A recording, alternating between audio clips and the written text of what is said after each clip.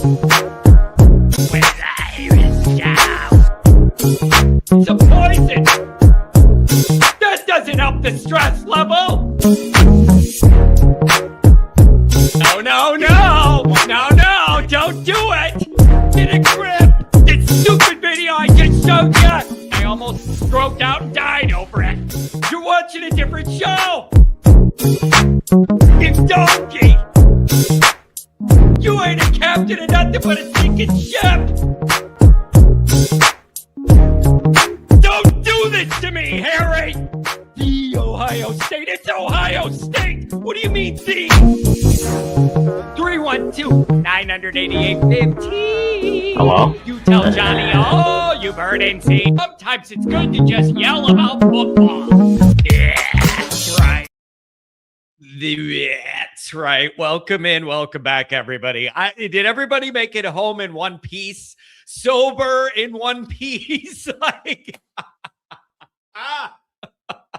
What an awesome weekend with these crazy Notre Dame fanatics. I'm telling you what, it's a beautiful thing, man. We had an amazing weekend. And man, it goes by so fast. Like Goolsby and I were talking about this. It's like, hey, blue and gold, it's more casual, relaxed. It's not a full game. Like you have time to kind of stretch your legs a little bit. It was go. The weekend went by like in an instant, from everything Friday night and into the party Saturday. It was an amazing Notre Dame weekend.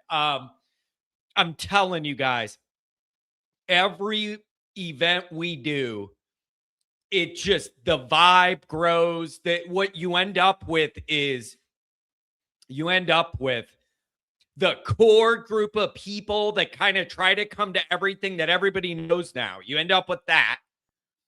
And then the newer people that are like first timers, it's the first time they could get there. And then each time we do it, there's more regulars that show up and then more new people. So it like adds layers. And I'm telling you what my favorite part of all this is. I got to give credit to my mother. She is the one who said, I want to do name tags so everybody could put their internet moniker as their name. And that's how people know everybody. It's just hilarious. So you just have, it's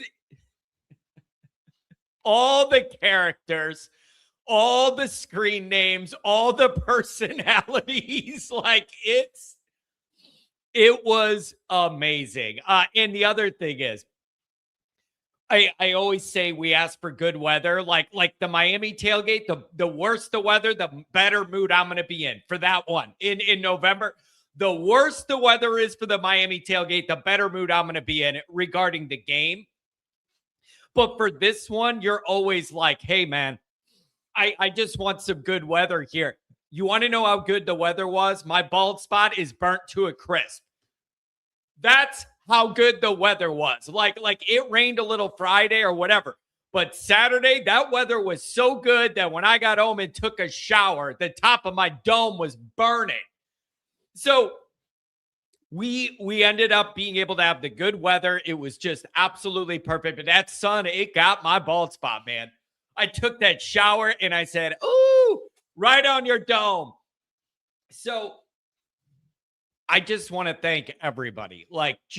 I want to thank everyone that was involved with this party, the planning of it, the preparation of it, bringing supplies for it, just showing up. Like we had an amazing time with an amazing group. And I do see a lot of people mentioning my parents and my brother and the family. Like this wouldn't be what it is to the extent it is without all those people helping. And I'm just lucky I have great parents that are physically able to get around and help out still. Extra credit to my brother, flies all the way from Florida and gets put to work. He was the cameraman and like coming all the way from Florida. He couldn't even really relax and drink beer and BS with everybody because I needed him to do the camera work and record me interviewing people and me and Goolsby and everything. So shout out to my brother for flying all the way here and having to do some work. So I wanted to start with that. It is, the way I look at it is here. Yep. Andrew Gilmore showed up. We had all of like the main characters. I was talking about this with my family yesterday. All of those main characters from around here were pretty much there, other than WPP. He's the one guy that people ask. He's like the one guy left that we haven't seen. But Dr. John and Tony and just Mark with glasses and Liam and Catfish and Andrew Gilmore, Tom Frawley, Chicago's very own, like Tex and D, Josh Miller. All the regulars were there. And of course, it ain't the same without Pat and his crew. So we had Pat there. His brothers were there. Telling you, man, always good to have a Rudiger there. Like telling you, man, we throw some good parties. We do. I'm not trying to brag. I'm just saying we put together some good parties. And again, I want to say this too. Pat Cotter's the one who got this all going. Pat's the one who got it all going. He's the one who told me, 4 years ago now, I bet if you throw a tailgate party, people show up to party with you, more of them than you think, right? And I didn't know how that would go, whether people would or not. Like the Beef, Phil, all you guys were there. ND9, it's just unbelievable. And my main man, Martinez, man, it's fantastic. And I hope he shows off the gift I made him at some point. But Pat was the one who was like, hey, I bet if you throw a party, more people than you think show up to party with us and do all this. And I listened to him, and sure enough, this thing's continued to grow and kind of move up the tier here. So I really love how we're known as the party people now, and everybody wants to hang out with us. Like, it's awesome. And it's not me. I just do my little party here. It's all of you people that care. What do you mean, you people? It's all of you people that care. It's just a beautiful, beautiful thing. And the way I look at it is, social media and all this stuff, I think in society, it's the best and the worst thing in the world at the exact same time. I firmly believe that. On the downside, you have all the bullying and all the cyber stuff and like the reasonable takes about what's going on in society don't move the needle. The only thing that gets traffic in the algorithm are the extremes. Like, there's so much negativity online. This is the plus side of it, though. All of these people were internet strangers, and now they're all real life friends. Kent was not there, or if he was, he didn't want me to know it was him. He was incognito there, but I didn't know it was him. But that's how I look at it, man. Like there's so much bad about the internet and social media and all that. The plus side is we are all real life friends. We have people from all the different states, different accents, Notre Dame grads, local people, Subway alumni. We had a good Chicago contingent. I mean, Tom Frawley was there. He had a procession in that everybody, the traffic parted to let Tom Frawley pull in. So it was an amazing event. I can't thank you guys enough for making it happen and caring and making an effort to be there. Dr. John, we had the full group, the full boat of personalities. The Sly was there. Talked to Jay Carr on FaceTime at the party. The Sly Fox was over there. You guys are fantastic. So, and a special shout out to the first timers. That's always a big deal to me, to have some people that are there for the first time and then kind of get comfortable with the group and get integrated into all this. So like, really good shout out for the first timers that wanted to be there. And I'm like ND9 and his wife out Friday, out there Saturday. Like, you guys are amazing. So thank you guys all for doing that. Now, what I want to do today is I'm going to go over some of I'm going to go over some of your tailgate thoughts. I highlighted those because you guys had, I want to highlight it because you're very nice about it. But then I want to know your takeaways from blue and gold. I want to know your takeaways. And you could call in with them, you could type them in there. But I feel like the blue and gold game isn't really a game anymore. Like it's not a game anymore. And we need to I need to recalibrate what I'm looking for or looking to get out of this event, because it's very much not even a scrimmage game anymore. Things have changed. And I think that's okay. D-Lo, you're the man. Thank you. I think that's fine, but things have changed. I got to recalibrate in my mind some of what I'm looking to get out of the blue and gold experience. It's very much more a social gathering and a reunion than it is football. Like, I'm just being real. And so I've been thinking about that in my mind of what to take away from this, if anything. Like, that's the other thing. I mean, yeah, I had to write an article today about the blue and gold game. But, like, you don't have to take a whole lot out of it. Do you get what I'm saying? Like, the way the blue and gold game is now, which is just a bunch of segmented little things they want to practice situationally. You don't have to have big takeaways. It's just the media and the fans. This is the last thing we get for 3 months. We're already into dog days of summer. Ow! We're into dog days of summer already. But like that, I was sitting there thinking, like, you don't necessarily have to take a lot away from this because it's very much not a game anymore. It's very specific segments of things they want to work on.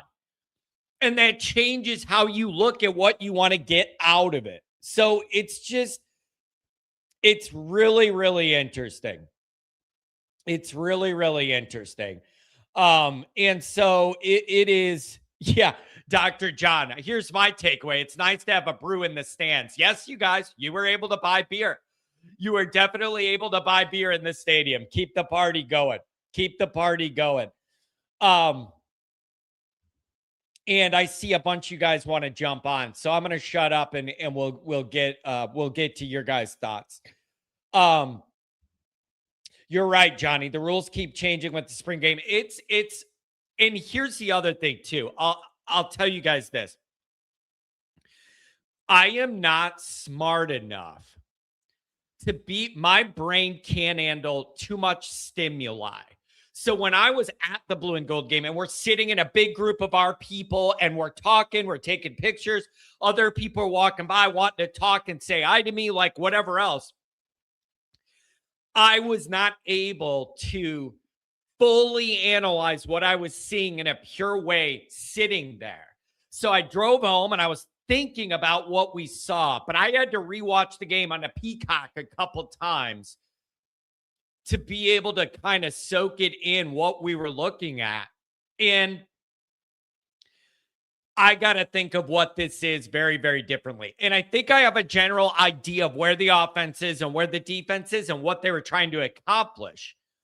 But we got to change what we are used to the blue and gold game being. So we'll get into that. As always, thanks for being here. We're going to do your nice chats. Then we're going to bring you guys up and have your thoughts about Tailgate and what you saw for blue and gold. As always, thanks for starting your week here. Do hit subscribe, give the video a thumbs up, notifications on, you don't miss nothing. Twitter, search bar Always Irish or at Always Irish Inc. Emails, alwaysirishnd@gmail.com. Thanks, people, for sending me pictures, videos from the Tailgate. Thank you. Keep those coming. Notre Dame on SI, read all about it. Article out this morning.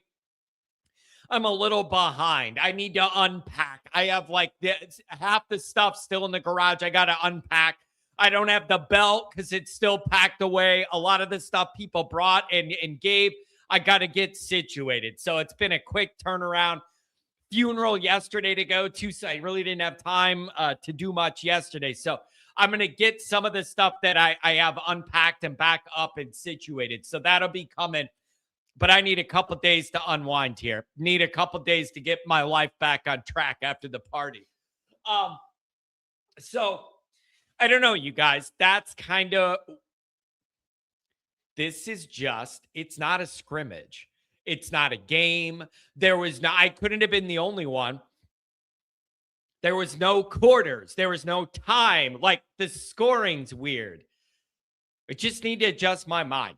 It's very situational. You got to trust the staff that they knew what they needed to work on and they needed to see. And the way they structured that thing, whatever it wasn't a scrimmage and it wasn't a game. Whatever that practice session was, we happened to be there for. And again, I'm not saying that's a negative. I'm not ripping them that this isn't a game with 4 quarters and full tackling and ones on ones. They can do whatever they want. I have no judgment about it. It's just wild to think about how much the formats change from the old days where it used to be much more like an actual game to now. It's pretty much a regular practice in a different building, and we were invited. That's all it was. It was just like a standard practice with us there, kind of. So, and with beer. So it was just, it's really interesting. It's really, really interesting. So it is so much more for the alumni and for the former players to come back and reunite and to throw the media and the fans a bone or whatever. But man, like it is just, it's not a game anymore. So I got to get my mind around what that's going to look like moving forward. I really, really do. Okay. I need to do some of the early chats before we get buried and they go away because they're very nice and I highlighted them. I'm going to do it very quickly. Then I'm going to go to you guys waiting and let you hop in and give your opinion on what the party and what we saw. And so type in the chat. What did you see that mattered? That's what I want to know. What did you see that mattered? What could you see that they were trying to force the issue on to explore? So that's what I want to see. I've already got people text me. They're worried about CJ Carr. And is he going to be good? Because he didn't look that great. Great throw to Mylan Graham there, but he didn't look that good. Otherwise, a little out of sync in the pass game. I got people texting me. They're legitimately worried about CJ Carr after this. I don't have it in me. I don't have it in me. I am the biggest worrier of the group. And I'm just not, I can't go there. This thing was so uniquely formulated and what they were trying to do or whatever. In an ideal world, would you have liked to see Carr hit Gilbert every time perfect and it's all perfect? Yeah. Like, it wasn't that, but I'm not going to spend 1 minute worrying about it. There is no part of me that's like, I am going to lose sleep May, June, and July because CJ Carr wasn't the passing game, wasn't the sharpest that it could be in the blue and gold practice. It wasn't a scrimmage. It wasn't a game. I don't have that in me. Now, I get that you would have liked to see it, the pass game electric and everything's hitting and everybody's in stride and everything. You would have liked that. It wasn't that. But I'm not worrying about it.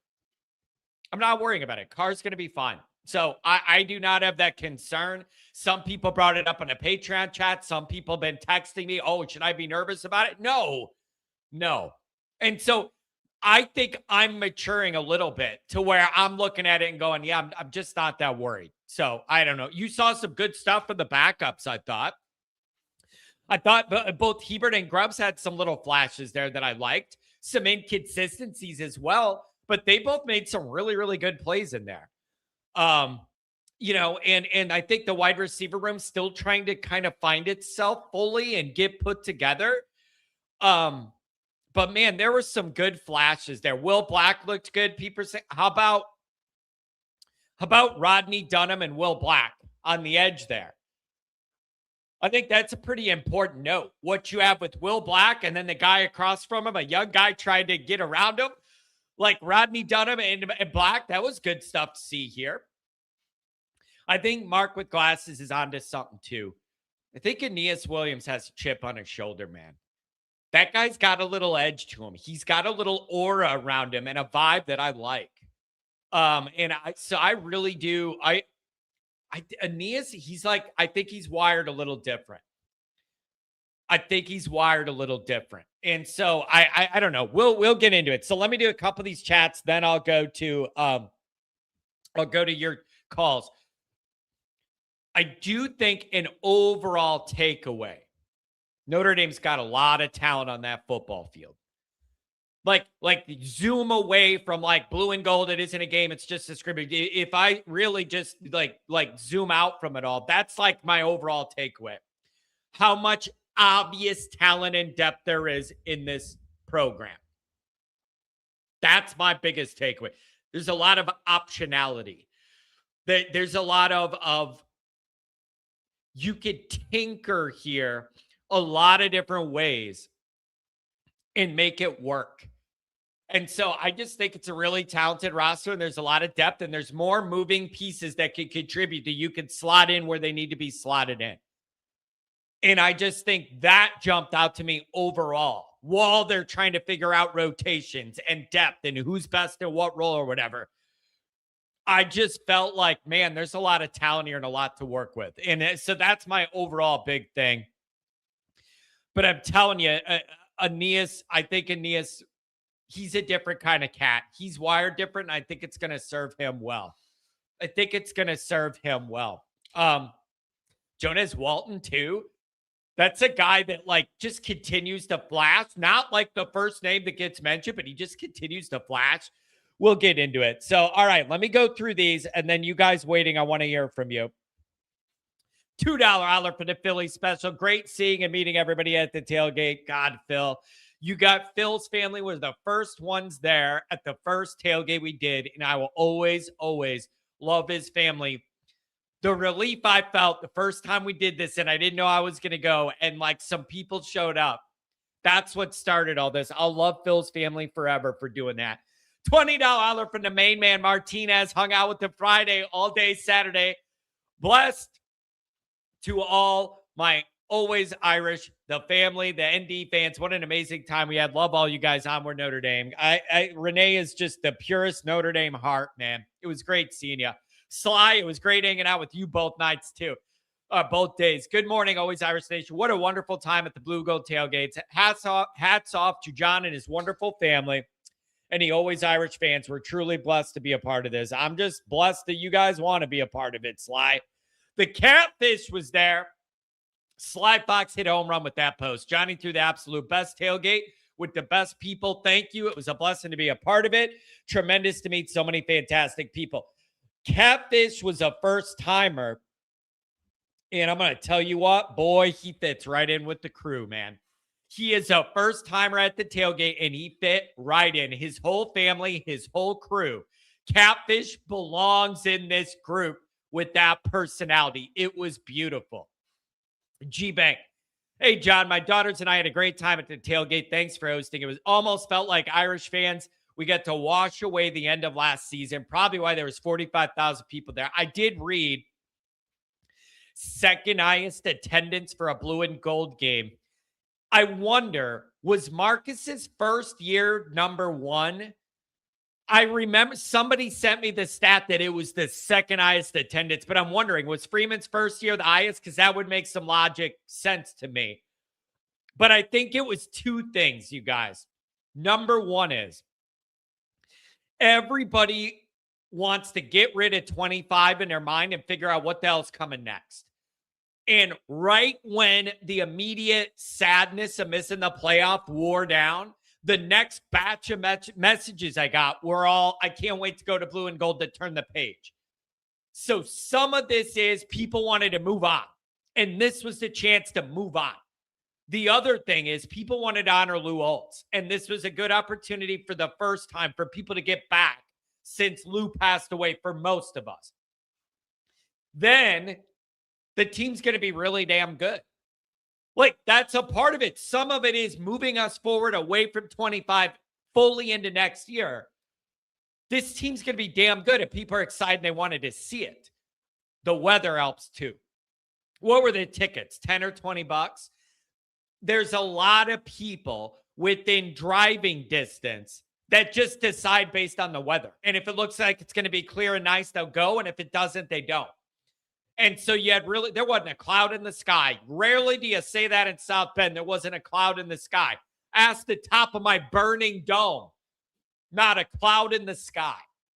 So wonderful turnout. That lower bowl, they don't let you in the upper bowl. That lower bowl, man, it was filling up. It was genuinely impressive. Philly special. 2 years in a row now, we got burnt at the blue and gold game. It's a beautiful thing. Were they selling beer during the game? Well, hell yes, they were selling beer during the game. I didn't get one. I didn't see what they're pricing them at. More expensive than the tailgate, I suspect. Domer Guy 88. It was great to see everybody at the tailgate. Core memory for me and my son and dad. Thanks for letting us be a part of this great community. Nothing but love to you all. What a great message. ND9 is a riot, man. I love this dude. Without a doubt, the tailgate this past weekend was my favorite memory at the stadium. Huge thanks to John and the family. No question, this is the best and weirdest group on YouTube. I don't know if it's the best, but I can confirm the weird part. It just blows my mind. I did the YouTube video interviewing all of our personalities at the tailgate.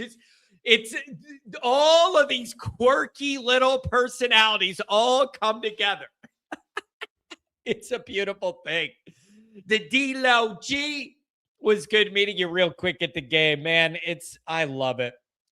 Nikki Dean loves to be heard and seen, and he definitely was at the tailgate. Thank you, John, and everybody at the tailgate for a great day with fun people, fun conversations had by everybody. The Always Irish family's awesome. Thanks for starting it. No problem. Just happy people want to be a part of it. It's growing.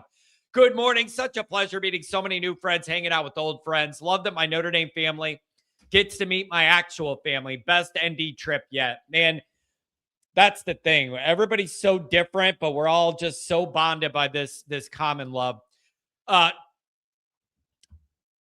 YouTube and great tailgate. You couldn't have asked for better weather. Absolutely, man. I do got to ask a question. Johnny only puts ketchup on the hot dog. Why are there so many other toppings? I'm not going to judge what other people choose to do. They could have everything else on it if they want. Did I get any cool gifts? People bring me the coolest, most unique things. And my mom usually does a good job of everything that I get like that, putting it aside and packing it and getting it back. I got to go through all the boxes and go over it all. That's the one thing I feel badly about. I want to give everybody that comes a little more one-on-one attention, and it's just hard for me to do because I'm trying to say hi to everybody that comes by, and I want to hang out with the people I already know. I got to meet the new people. I always have a little guilt because I don't feel like I can give everybody the time they deserve one-on-one. So that's a part of it. Sanders won his match with Gilbert. Yeah, we need Gilbert to step up or he's getting, I don't know, man. Is Quincy Porter just going to pass him? I'm not sure how that's going to work out if Porter's healthy. Sanders, you don't need to see anything from Leonard Moore. So he was out, and then you saw a lot of good from Sanders. I think that's a win for Notre Dame. You don't need to see a damn thing from Leonard Moore. So then you got to see Sanders, and then now it's like, man, the guy can play. So I think that was actually like an unfortunate win for Notre Dame that he got pushed into that role because Leonard didn't go. So I like that.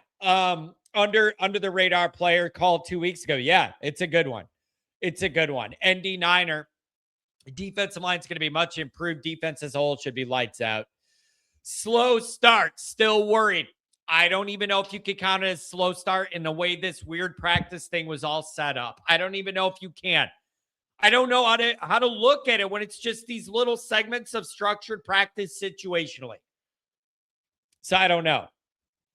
Dunham and Will Black was a battle, both legit, and you love to see it because it's younger dudes.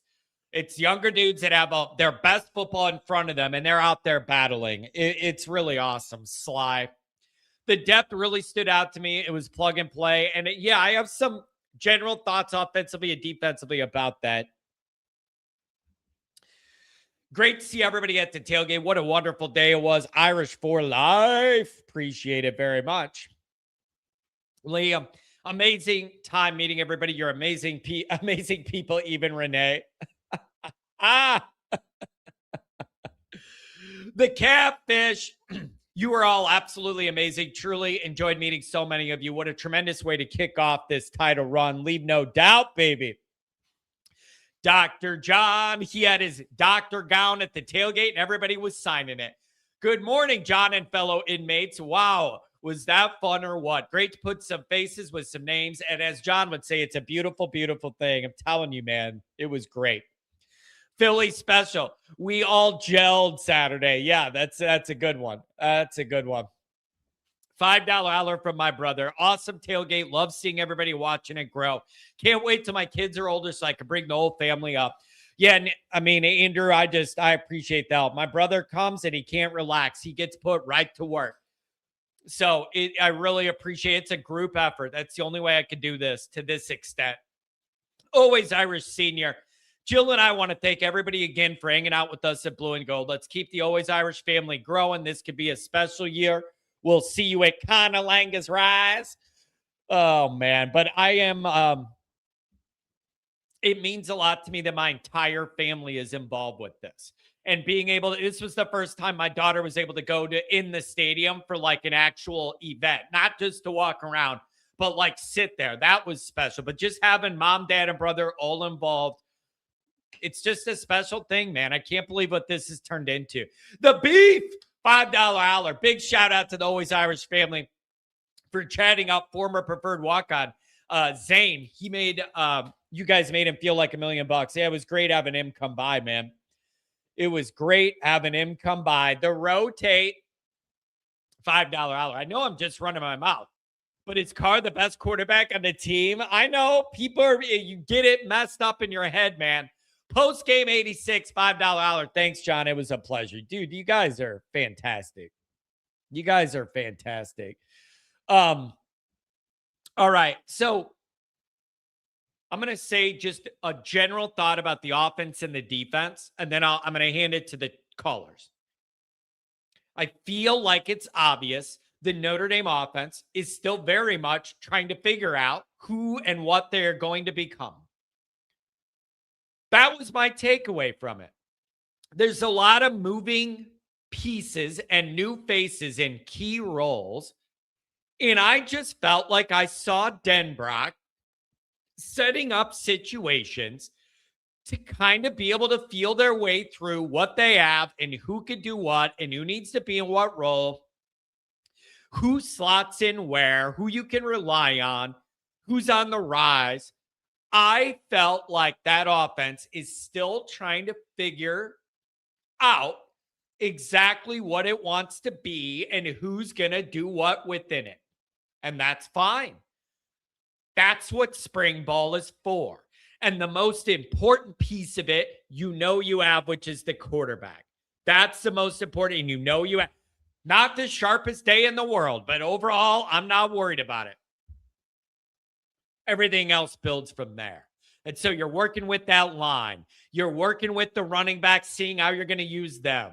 You're working with the wide receivers. I'm telling you, Graham and Faison are really, really good 1-2 starting punch there at the wide receiver. But I'm telling you, Fitzgerald is going to be a player. Like, and Burris made plays too. It's like they got NFL genes for a reason. Those guys are starting to do some really good things. It's just this offense is still trying to find its final footing of what it needs to be and who needs to do what within it. And I feel that. Defensively, I think they're just looking for the absolute cherries on top. Here's how I look at the defense. They're trying to squeeze out every last drop of efficiency out of the different skill sets that they have defensively. That's what I felt like where the defense is at. There is depth. There is talent. It's figuring out who exactly to slot in what down and distance and position and place on the field of what you're trying to do. to maximize the output. That's the project for this blue and gold thing. That's what this was. They're really deep and really good. They got to figure out exactly who to roll out there rotationally in what situation. That's where the defense is at. Really, really good. You can skip the basics. It's about fine-tuning who is best suited for what down and distance and what situation and where you're at on the field. So I have a lot of comfort with that defense, and I am confident in Denbrock to now have the next 3 months to sit there before August camp starts and really analyze who you could trust to do what.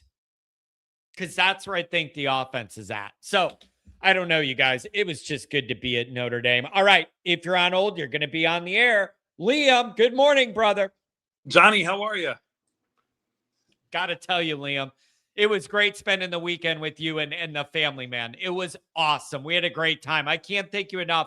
11-hour drive to be there, and I really appreciated it. You know, John, every person that I met was more impressive than the one before them. I loved hanging out with everyone.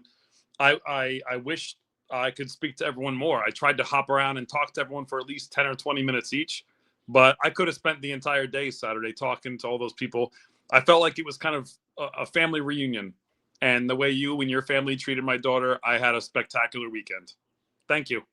Man, I appreciated it. And your daughter is a little older than mine and kind of took her under her wing and kind of watched after a little bit. I really appreciate it. But Liam, that's the most beautiful part of this is you don't know people, but you know them.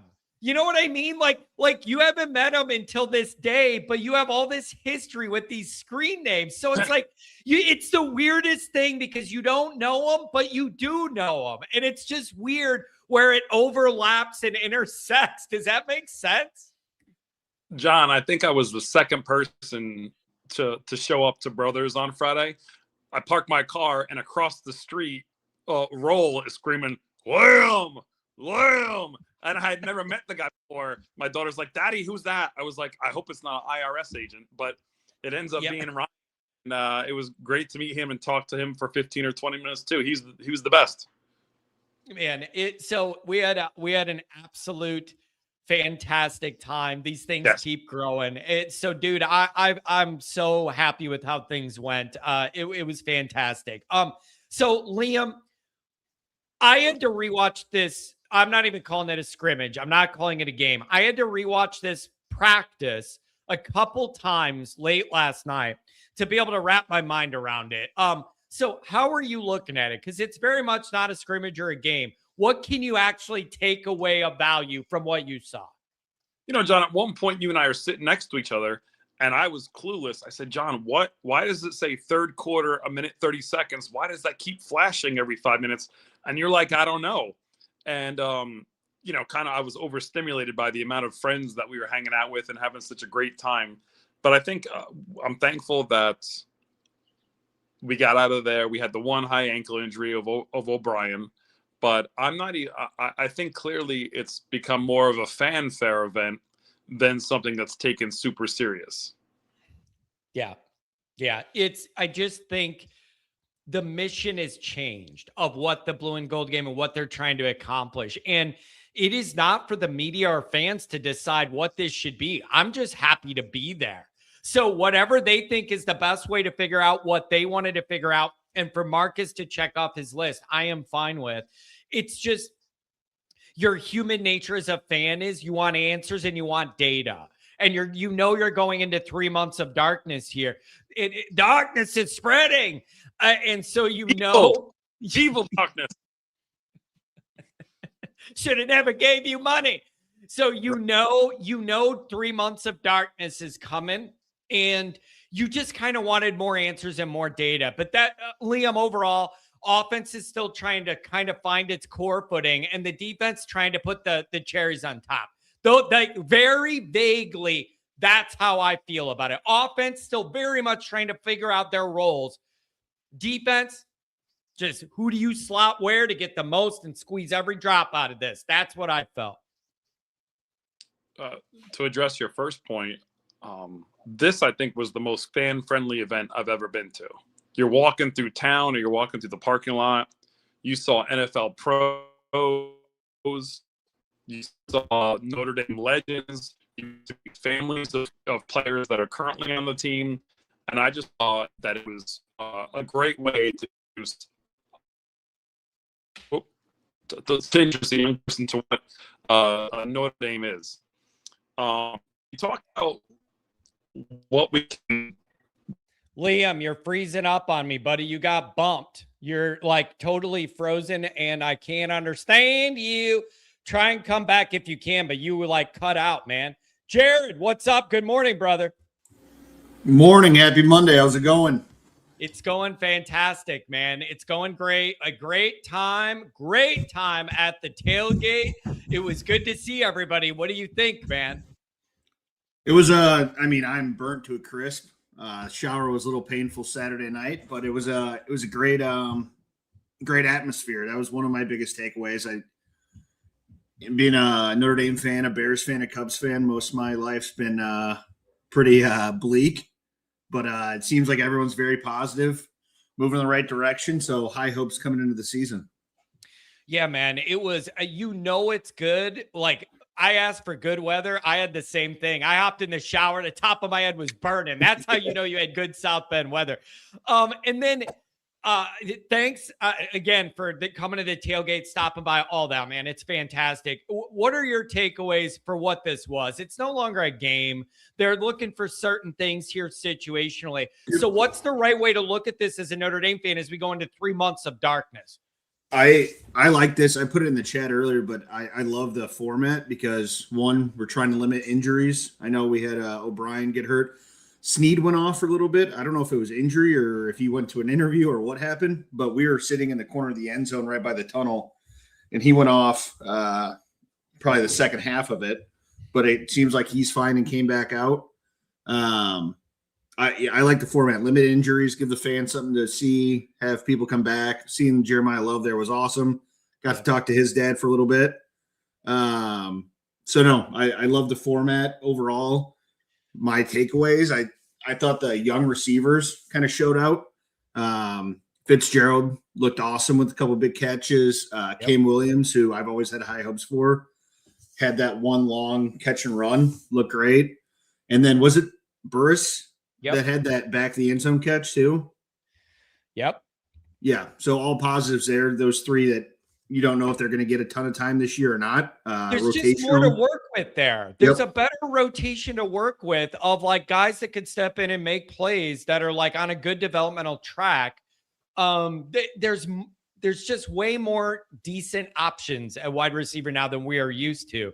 And they all got to figure out who slots in where and who's the most effective. But like, there's just more to work with. And I think that raises the level of competition alone because there's just more guys that could possibly contribute. Yeah. And shows that the future's bright. Yeah, I agree with you. And so I don't know, man. That offense is going to have to find itself in August and kind of come together as the first couple weeks of August. But I know Denbrock's got a lot of data now, and he's going to really sit there and think about how to get the most out of this group. I'm really excited defensively on that side. There's just talent and there's depth. It's just a matter of who is in the best role for the best down and distance in the rotation. That's what they're trying to figure out. They got the basic stuff down. They know they're going to be good.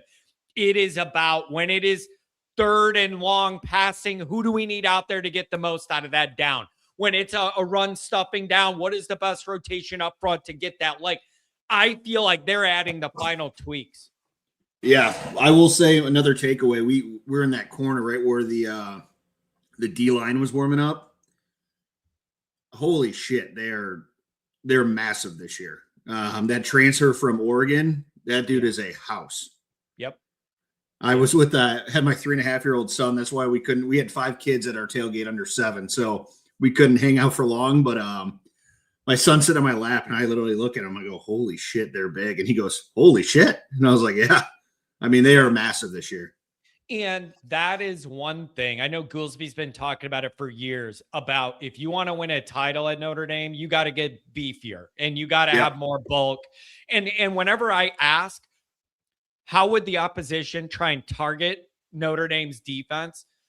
You're not going to be able to throw it around at will on Notre Dame. You're going to have to try and run the ball up the middle and see if you could play bully ball with Notre Dame. Yeah. And I don't know if that's going to work either. There are a lot. I know Kent Jackson's in here saying that interior is still not good enough and not what you need or whatever. I'm expecting them to take a big step forward, regardless of what Kent says. They're bigger, they're beefier. There's, again, like receiver, there's more guys you could work with and plug in there, I think. But what do I know? I'm just a guy in the parking lot with the chain. I don't know anything. Were you in there for warmups? Because I know Drake Bowen didn't play, but I swear to God, I saw him out there in pads warming up, or maybe I saw someone else. Not. I packed stuff up and I got in there late. Yeah, as quick as I could. I thought I saw him and I looked at my father-in-law. I was like, I thought he wasn't playing today, but maybe he just warmed up and then shut it down. I'm not too sure. Yeah.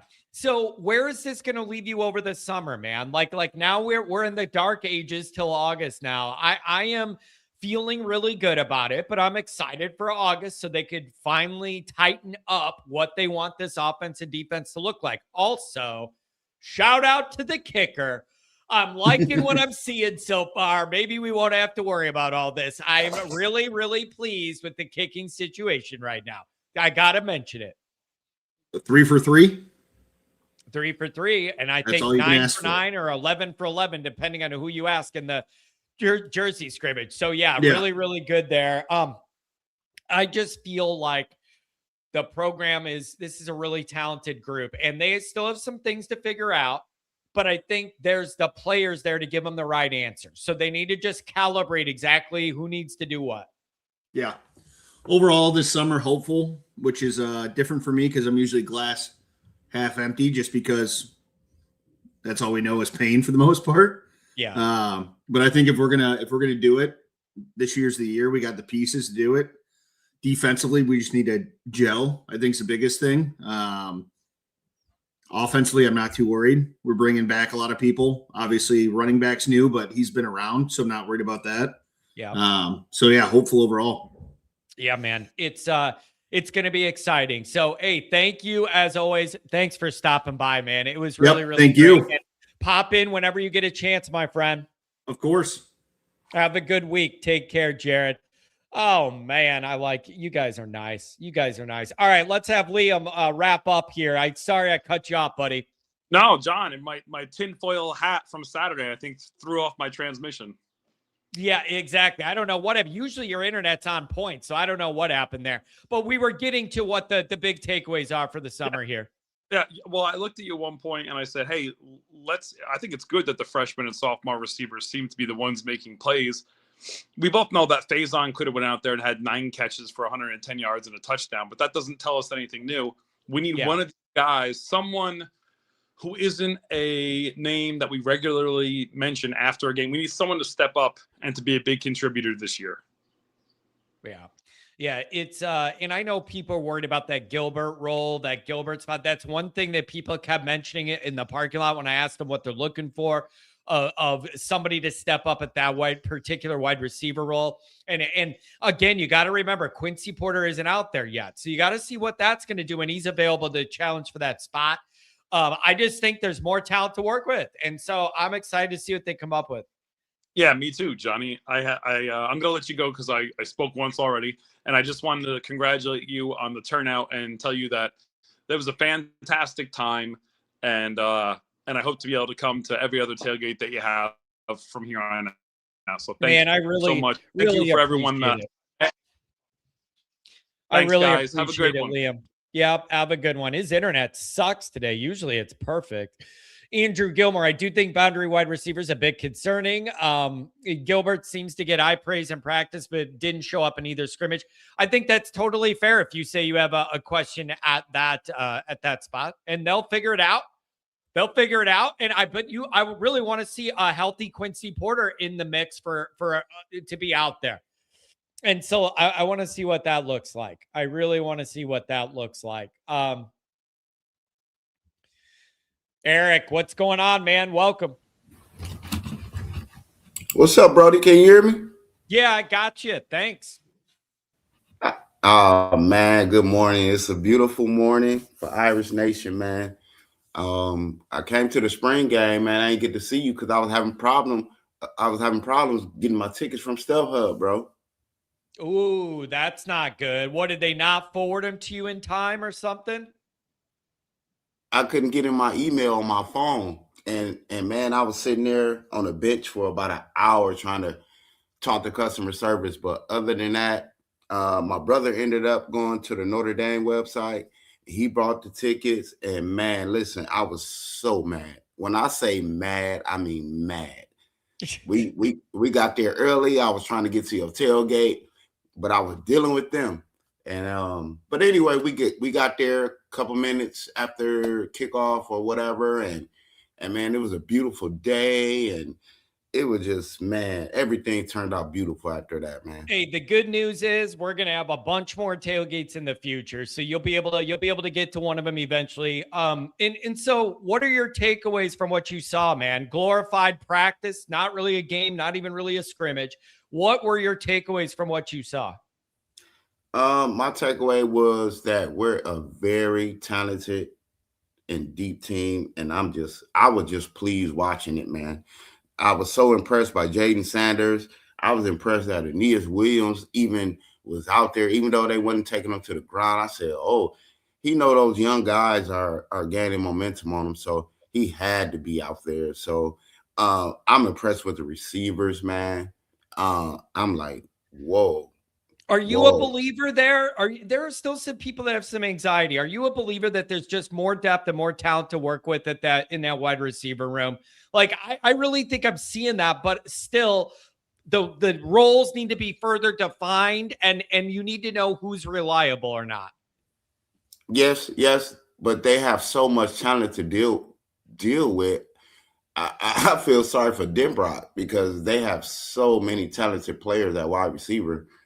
I I just feel for Denbrock. Like he has to figure it out. But I feel like he's in a can't miss situation. They're all so good. Devin Fitzgerald looked great on that touchdown catch. I was like, whoa. I jumped up on my seat. So Got them NFL genes, man. Those yeah, NFL genes are real. Goes for Burris too. So yeah. I'm excited about it. I think that offense is still trying to figure out exactly who's best suited for what role. And once they put it together, then they could start to kind of come together as a full unit in August. And then what about the defense, man? I just feel like they think they're playing with house money, just trying to figure out the rotations and situational stuff. But the basics, I think they know they're going to be pretty damn good. Oh my God. It's gonna be so hard for this team not to be overconfident because man, oh my God, with this schedule and the talent that we have, bro. Oh my God. That I don't even have to say a word about the defense. That's how much confidence I have in the Man, defense. So it's yeah. just like I'm not even speaking on our defense. Like we got players even out, Drake Bowen and come on, man. I didn't think Matt Faremo was gonna play. He played. I'm like, I feel sorry for these teams that we're about to play. I feel sorry Man. for all of them. Yeah, For real. this defense should be really, really good from the beginning of the year on. It should be a lights out unit, but my prevailing thought defensively is they're just trying to fine tune roles and rotations to squeeze every last drop out of what this could be. And I think they feel they're in a really good spot. They're not as worried about the remedial stuff. Some of the springs you got to kind of start at a lower thing and then work your way up. I think they started spring at a certain level that allowed them to get into the weeds and some of the final touches on that defense. I don't care what Kent's trying to spam in the chat. I believe in the Notre Dame defense. I don't care what he's trying to put in my head to doubt it. I believe in that defense. And if he's right and we look too ashy against Wisconsin, then I'll say Kent was right. Hey, man, Kent needs to find somewhere else to play. I'm gonna tell you that right now. I look, man. I'm about to close this up real fast. I'm about to close this up because I got to tell you something, John. I came to the game with my son, who's a Michigan fan, my brother, who's a Florida State fan, and one of my best friends that's an Ohio State fan. And I let this dude really took a picture in front of touchdown cheeses, putting up the OHIO sign. I didn't say anything. I got mad. I really got mad. That's not okay. Yeah, I That's said, not okay, man. I said, man, you ain't gotta have to be that disrespectful. Because I really got mad. Ooh. I really did. Yeah, much I as- don't like that. Yeah, I got the picture and everything. I can send it to you, man. I say, you know what? You're gonna have to eat that. You're gonna have to eat that when we whoop ass this year. And I hope Ohio State is in our path so bad. I just want to beat them so bad. I'm sick of them. Yeah. And Yep. but anyway, I had a great time. Only thing I was mad about was about my tickets, and I didn't get to meet you and Mike Goolsby and the rest of the bunch. You know, the Always Irish Nation, man. But I was there. And I got to take a picture with Reggie Brooks. I seen Reggie Brooks at the end of the game. Yeah. And I took a picture with Reggie Brooks. My son didn't know who he was. My son's only 25. I said, hey, man, he's 1992 All-American. Shit, they didn't know who he was. I knew who he was. I was like, hey, man, can I get a picture of Reggie? And, you know, he let me take a picture with him, and that made my day, man. And it was just a beautiful day, man. Besides the StubHub tickets. But I had a good time. We'll get you next time, man. We'll have a couple. We'll have tailgates this year. You'll be able to get to one of them. Sorry we missed you, but glad you had a good day anyways in the sunshine, my friend. Check in whenever you can, okay?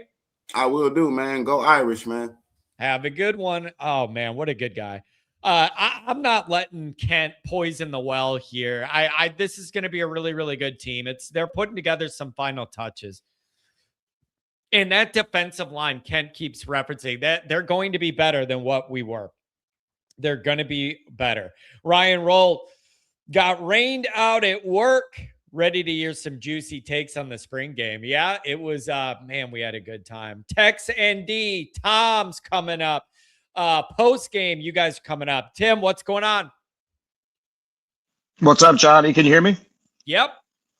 How you doing, buddy? Fantastic. I'm just trying to put the pieces back together after kind of a quick moving, busy, good Notre Dame weekend here, trying to get back on track and really kind of process what should be taken from what we saw. I mean, my voice is still hoarse. And honestly, we got home pretty late last night, like 11 o'clock. We had a delayed flight on the way home, but also we took time to spend the Sunday at Notre Dame. Went to mass at the Basilica, which was really cool. And the funny thing is that we went with a friend of my wife's who is a Notre Dame graduate, and the church at the Basilica was completely mobbed, just like it was Saturday. Like, it was busier than usual. You know, seats in the back, like people were watching it on TV. Like, it was a wonderful experience for myself, for the kids, but it was also really, really busy. So super cool though, like a great Sunday. And of course, the longer that you stay at Notre Dame, the more stops you make at the bookstore. I think I made like 4 stops at the bookstore. I even had to like cash in on a few of the new logo items as well. So, you know, we bit the bullet on that one. I'd say I'd never get new logo stuff, but we did. Yeah, you had a really good Notre Dame trip this time. Touch them all, man. Between Friday, Saturday, and Sunday, you guys got the most out of it. And just, you know, it was good to have the whole family there. You know, like we've hung out before, but it's good to get the whole family involved. There's a different vibe with that family feel. Yeah, I haven't watched the game. That's an exposition. I'm not even going to talk about that. I'll go through and I'll watch that again because, like you said, you just can't pay attention to it. You know, I mean, when you're kind of hanging out, and we had such a good group watching the game with yourself and obviously your family and Renee and Liam and just everybody that was there, Dr. John, just that and that's just around watching the game. It's really hard to watch. But, man, Friday night was awesome. I got to bring my wife and kids. Immediately meet everybody, everybody's family. My kids are playing with everybody else's kids. My son's like over there breakdancing on the dance floor at the end of the night. Like it was a great way to start off just the whole thing. And the funny thing is, like, being here today, this morning, like the post tailgates are such a love fest. You know what I mean? Like everybody's talking about everybody and how nice everybody was. It's like you just drank with everybody. It's 4 a.m. Everybody's about to pass out, and everybody's telling their friends how much you love each other. You know what I mean? Yeah, it really is. It's cool to make the real connection, to tie it all together from all of our talk on here and our chats and everything. It was a really, really good weekend. And so I don't know, man, we're just going to have to entertain ourselves until August. It's going to be a long run.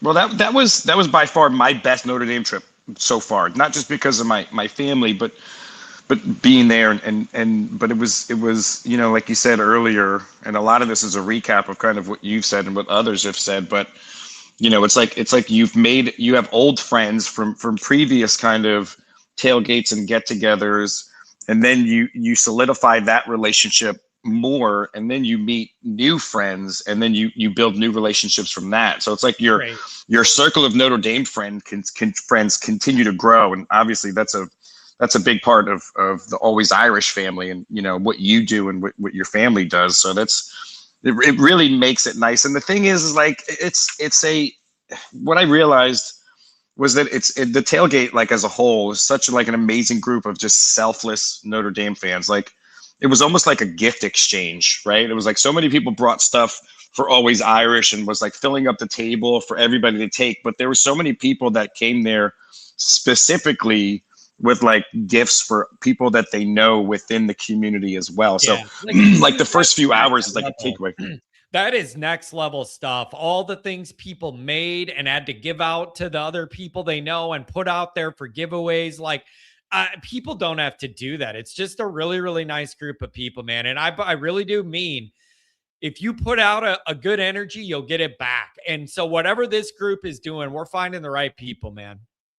Well, I think too, like the other pieces that you don't realize is like it wasn't just a quick stop by. Like everybody came to the tailgate for the tailgate and really just kind of like just kind of hung out. Like I feel like the entire chat was there. Like for me, like I made a list because it was like I gotta try to remember. So just for perspective for everybody, real quick, I'm gonna name drop for a second, just because for me and all the individuals that I was able to interact with, like it was Ryan Roll, Liam, Beefeater, Sly Fox and his wife, who I call Mom now, Mark with Glasses, Homer TD, Domer Guy, Tom Frawley, Dr. John, Irish for Life, Renee, Andrew Gilmore, Phil, Hag, his wife and family, who were awesome, Catfish, Josh Miller, Skate Rat was there. Like we were hanging out with the Skate Rat, and he was hanging out. ND9 and his wife, just amazing newcomers to the group. Pat, obviously, Angel, who's always awesome, Jack Sacco. Got to meet Rodney. Sully, the hat guy, brought some amazing hats. They went quick, man. People were like snapping those things up. Craig, Nikki Dean, and so many more that were there. Like what a great trip. And it really did feel like the entire chat was there. And of course, like your dad, Tim, Jill, who's like the glue that just keeps the tailgate together and moving forward. Andrew, your brother, your wife, Jessica, your daughter being there, hanging out with my kids. Like how cool that all was, I'm telling you, man, it was a roll call. And it's just a great, I just can't get over all the personalities, and everybody gets along. That's the other thing. We've never had one issue at any of these tailgates. Everyone is like having fun, but well-behaved and respectful. It's just the healthiest blend of personality. So I thank you so much for coming, man. Oh man, for sure. And then, like there was a few people that were talking about people that after the show, after the game, Liam, Renee, and I, Mark, and Tony were hanging out kind of for a little bit, and like we see Chris Zorich across the parking lot, and we go over and we start talking to him, and man, just the absolute, like, first of all, Zorich is one of my all-time favorite Notre Dame players from when I was young, and what just a super nice guy. Like signed all the chains we were wearing. That's like awesome. It signed some footballs, like hung out with us. Mark actually blew Chris Zorich's mind because Mark showed Zorich a picture of him and Zorich together. Mark is like a little kid, and he's in the picture with Zorich, and Zorich was just looking at that picture. And after like 5 minutes of talking, he looks at Mark and he goes, "Man," he goes, "I am still blown away by the picture you just showed me." So like, awesome. Just awesome. I met Drake Bowen at the little ice cream stand across from the stadium while we were walking to dinner after the game to meet some other people. Again, super nice guy. He's much bigger in person. And when you meet him, like, just a huge guy. Like my son, the plane lands in North Carolina last night, and he looks at me in front of my wife, and he goes, "Hey, Dad," he goes, "I like Notre Dame more than our trip to Italy." We were in Italy for 2 weeks, driving all over the place. Yeah, he's in Notre Dame for 2 days. He's like, "I like Notre Dame." And you know what he specifically said today? He wants to wear. He's like, "Dad, I want to wear the shirt to school today." And I was like, "I love it. I love it, man. You can save a lot of money taking family vacations to South Bend than you can over that ocean. So remember that next time you're planning it. Tim, really, really appreciate you being a part of all this and all the kind words and making an effort to be there and have the family there. We're a special group, and I'm glad you're a part of it. Love it, John. Like we said, like we were talking about at the thing, don't forget to be always Irish, man. Love you guys. Love the chat. We'll talk soon. Appreciate it, man. Thanks so much. Andrew Gilmore, who's the number 2 QB? People made it out like Grubbs was a guy, but after that game, it's still very much an open question. Yeah, I think you saw flashes from both guys. And I also think you saw some inconsistency from both guys, but the good seemed to be really good. I liked what I saw when when it was hitting. I really did. And so you guys are funny in the chat. Chicago's very own. There he is. Tom, what's going on, brother? What'd you think of the tailgate and the game quote? Well, can I tell a quick story first? This is a real Frawley Notre Dame story. So I walked in the stadium about 30 minutes before the start of the game, and I had an autoimmune flare up, and I almost took a dive. So I had to go into first aid, and I missed the entire game. They took me. You gotta be kidding me. You No, were sir. fine when I saw you. Yeah, I was perfect. I was great. And that's the problem with autoimmunes. You never know when they're going to come and bite you in the ass. I was drinking water like I was going out of style. I must have had 2 quarts of water. I was hydrated. I felt great. And then boom. So long story short, they take me into the first aid under the 50-yard line on the east side of the stands. And the nurses and the paramedics couldn't have been better. And came time, you're not looking good. We're gonna get you to the hospital. I said, which hospital? They said, well, the closest one is Memorial downtown, or you can go to St. Joe's over in Mishawaka. I said, do me a favor, take me to St. Joe's because that's the hospital George Gipp died in. Dude, I'm so sorry that happened, man. Listen, don't worry about it. As soon as I got in the ambulance, it was kickoff time. Look at it this way, Tom. Look at it this way. I kind of take this back. I'm just glad you didn't fall out at my tailgate. At least you did it once you were gone. I would have felt guilty if you fell out don't worry about it. In the parking lot. Yeah, it's fine. And it's just one of those things. I took all my meds. Everything was good. But once they got me in the ambulance, they scooted the ambulance right up outside of Ara Parsegian's gate. And I was like, I knew I was going to be okay. And then as soon as we got in the ambulance, I put on Peacock on my phone and I watched the game all the way into the emergency room. So wait, you're telling me you're still in that hospital room? Yeah, I'm in St. Joe's. I'm going home in about an hour. Oh, Tom. So what did your buddy do that you came with from Chicago? What did he end up doing? He stayed up at my pals in Buchanan. So he was going to be off. He was off this week anyway. So it was cool. So he went up to my buddy's house in Buchanan, Michigan, and they hung out, went out to dinner and did all that good stuff. And then I'm going home in about an hour or so. Tom, I'm telling you, dude, but I love how the effort you took to make sure you could get there. And I yeah. was so happy when you didn't know if you could make it, and then you did. Yes. And I had no idea, man. I thought everything was good to go. I'm so sorry that happened. No, it's just that's part of that's the tricky part. Anybody that knows about autoimmune diseases, you just never know. So Yeah. I can go from, I could be great and go from 0 to 60 in 2 seconds, and then but luckily I know my body. I knew it was coming on, and I couldn't, because if I would have stayed there and been stubborn, well, I'll tough it out. That gets dangerous. But Well, but God bless you, man. I hope you're feeling better. Oh, I am actually. I feel pretty good. Just tired, but I did watch the entirety of the game after I got settled in the hospital room, and I was like, wow. I'll tell you what, I don't understand the contrarian and cancerous stuff, the shit that they're talking about. CJ Carr. I'm like, I remember being at the 77 Blue Gold game when Joe Montana was a third string quarterback. They put him in with the scrubs and he looked like dog shit. I mean, they're glorified scrimmages, especially the way that they do this. It's really not a scrimmage, right? It's a controlled chaos kind of thing, and they want to see what they have. But what I did see, Aeneas Williams, he's not fast, he's quick. Boy, does he get to the hole quick. And I think that's what makes him a good pass runner too. He's deceptively quick with his feet. His first 3 moves, and he gets into the open field. So I saw that. Elijah Burris is going to be a stud. He's got great feet, and so does Devin Fitzgerald. I don't know where Micah Gilbert and his alligator arms are. He's got to grow some arms.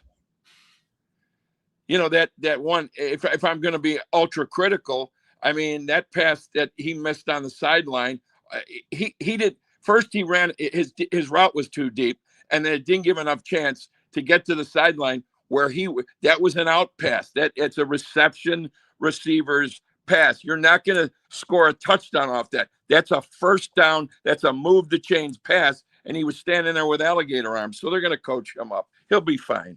And then watching that, the Man Mountain, the defensive line, I really believe is going to be the game changer. That's what that's going to put them in. That's going to make them run deep. I really believe, regardless of what Kent and all these cancerous contrarians have to say. There's talent all over the shop, John. There really is. Yeah. I mean, the little time that I was there when I was watching them warm up, I had my dad's field glasses, and I was really watching their feet, watching the linemen, and then that left side of the offensive line with Will Black and Anthony Knapp. Oh, that's exciting to watch. If you like watching offensive line play, those guys they're going to move a lot of bodies. So Denbrock he's got his work cut out for him. I just hope that they don't run into the same problems that they did last year in the red zone. Right? Yeah. I mean, especially, I think he was trying to get too cute, especially with Price and Love. But now, you get in the red zone, you got to score. That's it. That's the leave no doubt part. So that's all I got for you, brother. Hey, listen. Oh, thanks a million for everything too. And it was great meeting everybody. I had a ball. I mean, that was literally one of the best times I've ever had down at Notre Dame. And that's hundreds of times I've been down there. So that was a lot of fun. Tom, you're a big part of this community. Everybody knows you. Everybody, it was thrilled to be able to see you at the tailgate. It was great. It's thrilling for me. Yeah, I feel badly that you had an issue there, but man, I'm glad you're up right now. Good enough to call in. Yeah, I got to be at work tomorrow, so you know what? You got to make hay when the sun shines. So everything's good. But listen, I'll let you guys go. John, thanks again to you and your family and everybody. It was great meeting you. Oh, and a shout out to Liam and a few other people that went over to the grotto and specifically lit candles for Terry Hanratty, the 66th national championship and All-American quarterback from Notre Dame. Terry's suffering from cancer. He's He's a good pal of mine, and he sends his best regards. He thanked everybody. I sent him the pictures that everybody sent me of taking lighting a candle at the grotto, and he couldn't believe. He goes, "Who's this always Irish crowd?" And I told him, I said, "These are fanatics from all over the nation." He goes, "You guys are great." So that it made a unwell man feel real good. So another kudos to the always Irish crowd. Tom, really, really appreciate all the support and your friendship over the years too, man. We've become close, and we're on the same wavelength in a lot of sick Irish ways, and I love you for that, brother. I love you for that. Oh, yeah, I'm here for all of it, brother. All right, listen, see you guys later. Have a great week. We'll talk soon. Have a good one, Tom. I did not know that happened. That's kind of scary, man. He was feeling great at the tailgate. That's it's a little scary. I love him. I don't want nothing to happen. Matthew, good morning. What's up? What's up? What's Long going time on, no brother? speak. Yeah, what's I don't up? think. You hear me, Yeah. John? Yeah, I got you, I think. Say something. Hello? Hello? Yeah, I got you. Oh, okay.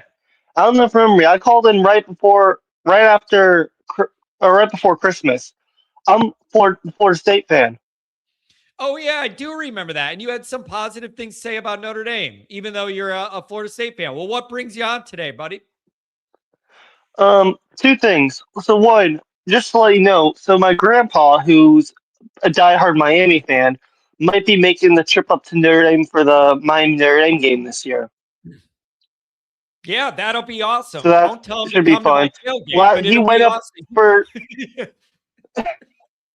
the last time he went was for the 2016 game when the Cubs were in the World Series, and then Miami Notre Dame in 2016. Yeah, it'll be I don't expect a ton of Miami people, and I hope the weather's cold and shitty. I really do, for the Miami people that aren't gonna like it. I want cold, bad weather. But and then one quick question. So Jeremiah Love just got drafted to the Cardinals. Do you think it was a reach? I think his talent level, you couldn't not take him. However, Arizona's got they need to beef up their roster. Like JD Price ended up in a fantastic spot going where he did with a team that's already got it together. Oh yeah, Seattle? Yeah. And they just, Oh yeah, he's gonna be great. So that's fantastic. But I think they couldn't turn down what they think Love is like generationally.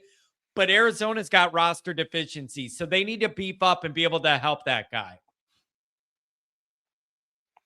Good. Just wanted to ask you that and tell him that he's probably gonna make up the trip. But hey, want to say hello, check in, make sure everything's good. Hey, thanks a lot, man. I really do appreciate it. Be in touch there as we get through the summer, okay? Thanks, Yep. Matthew. Take care, buddy.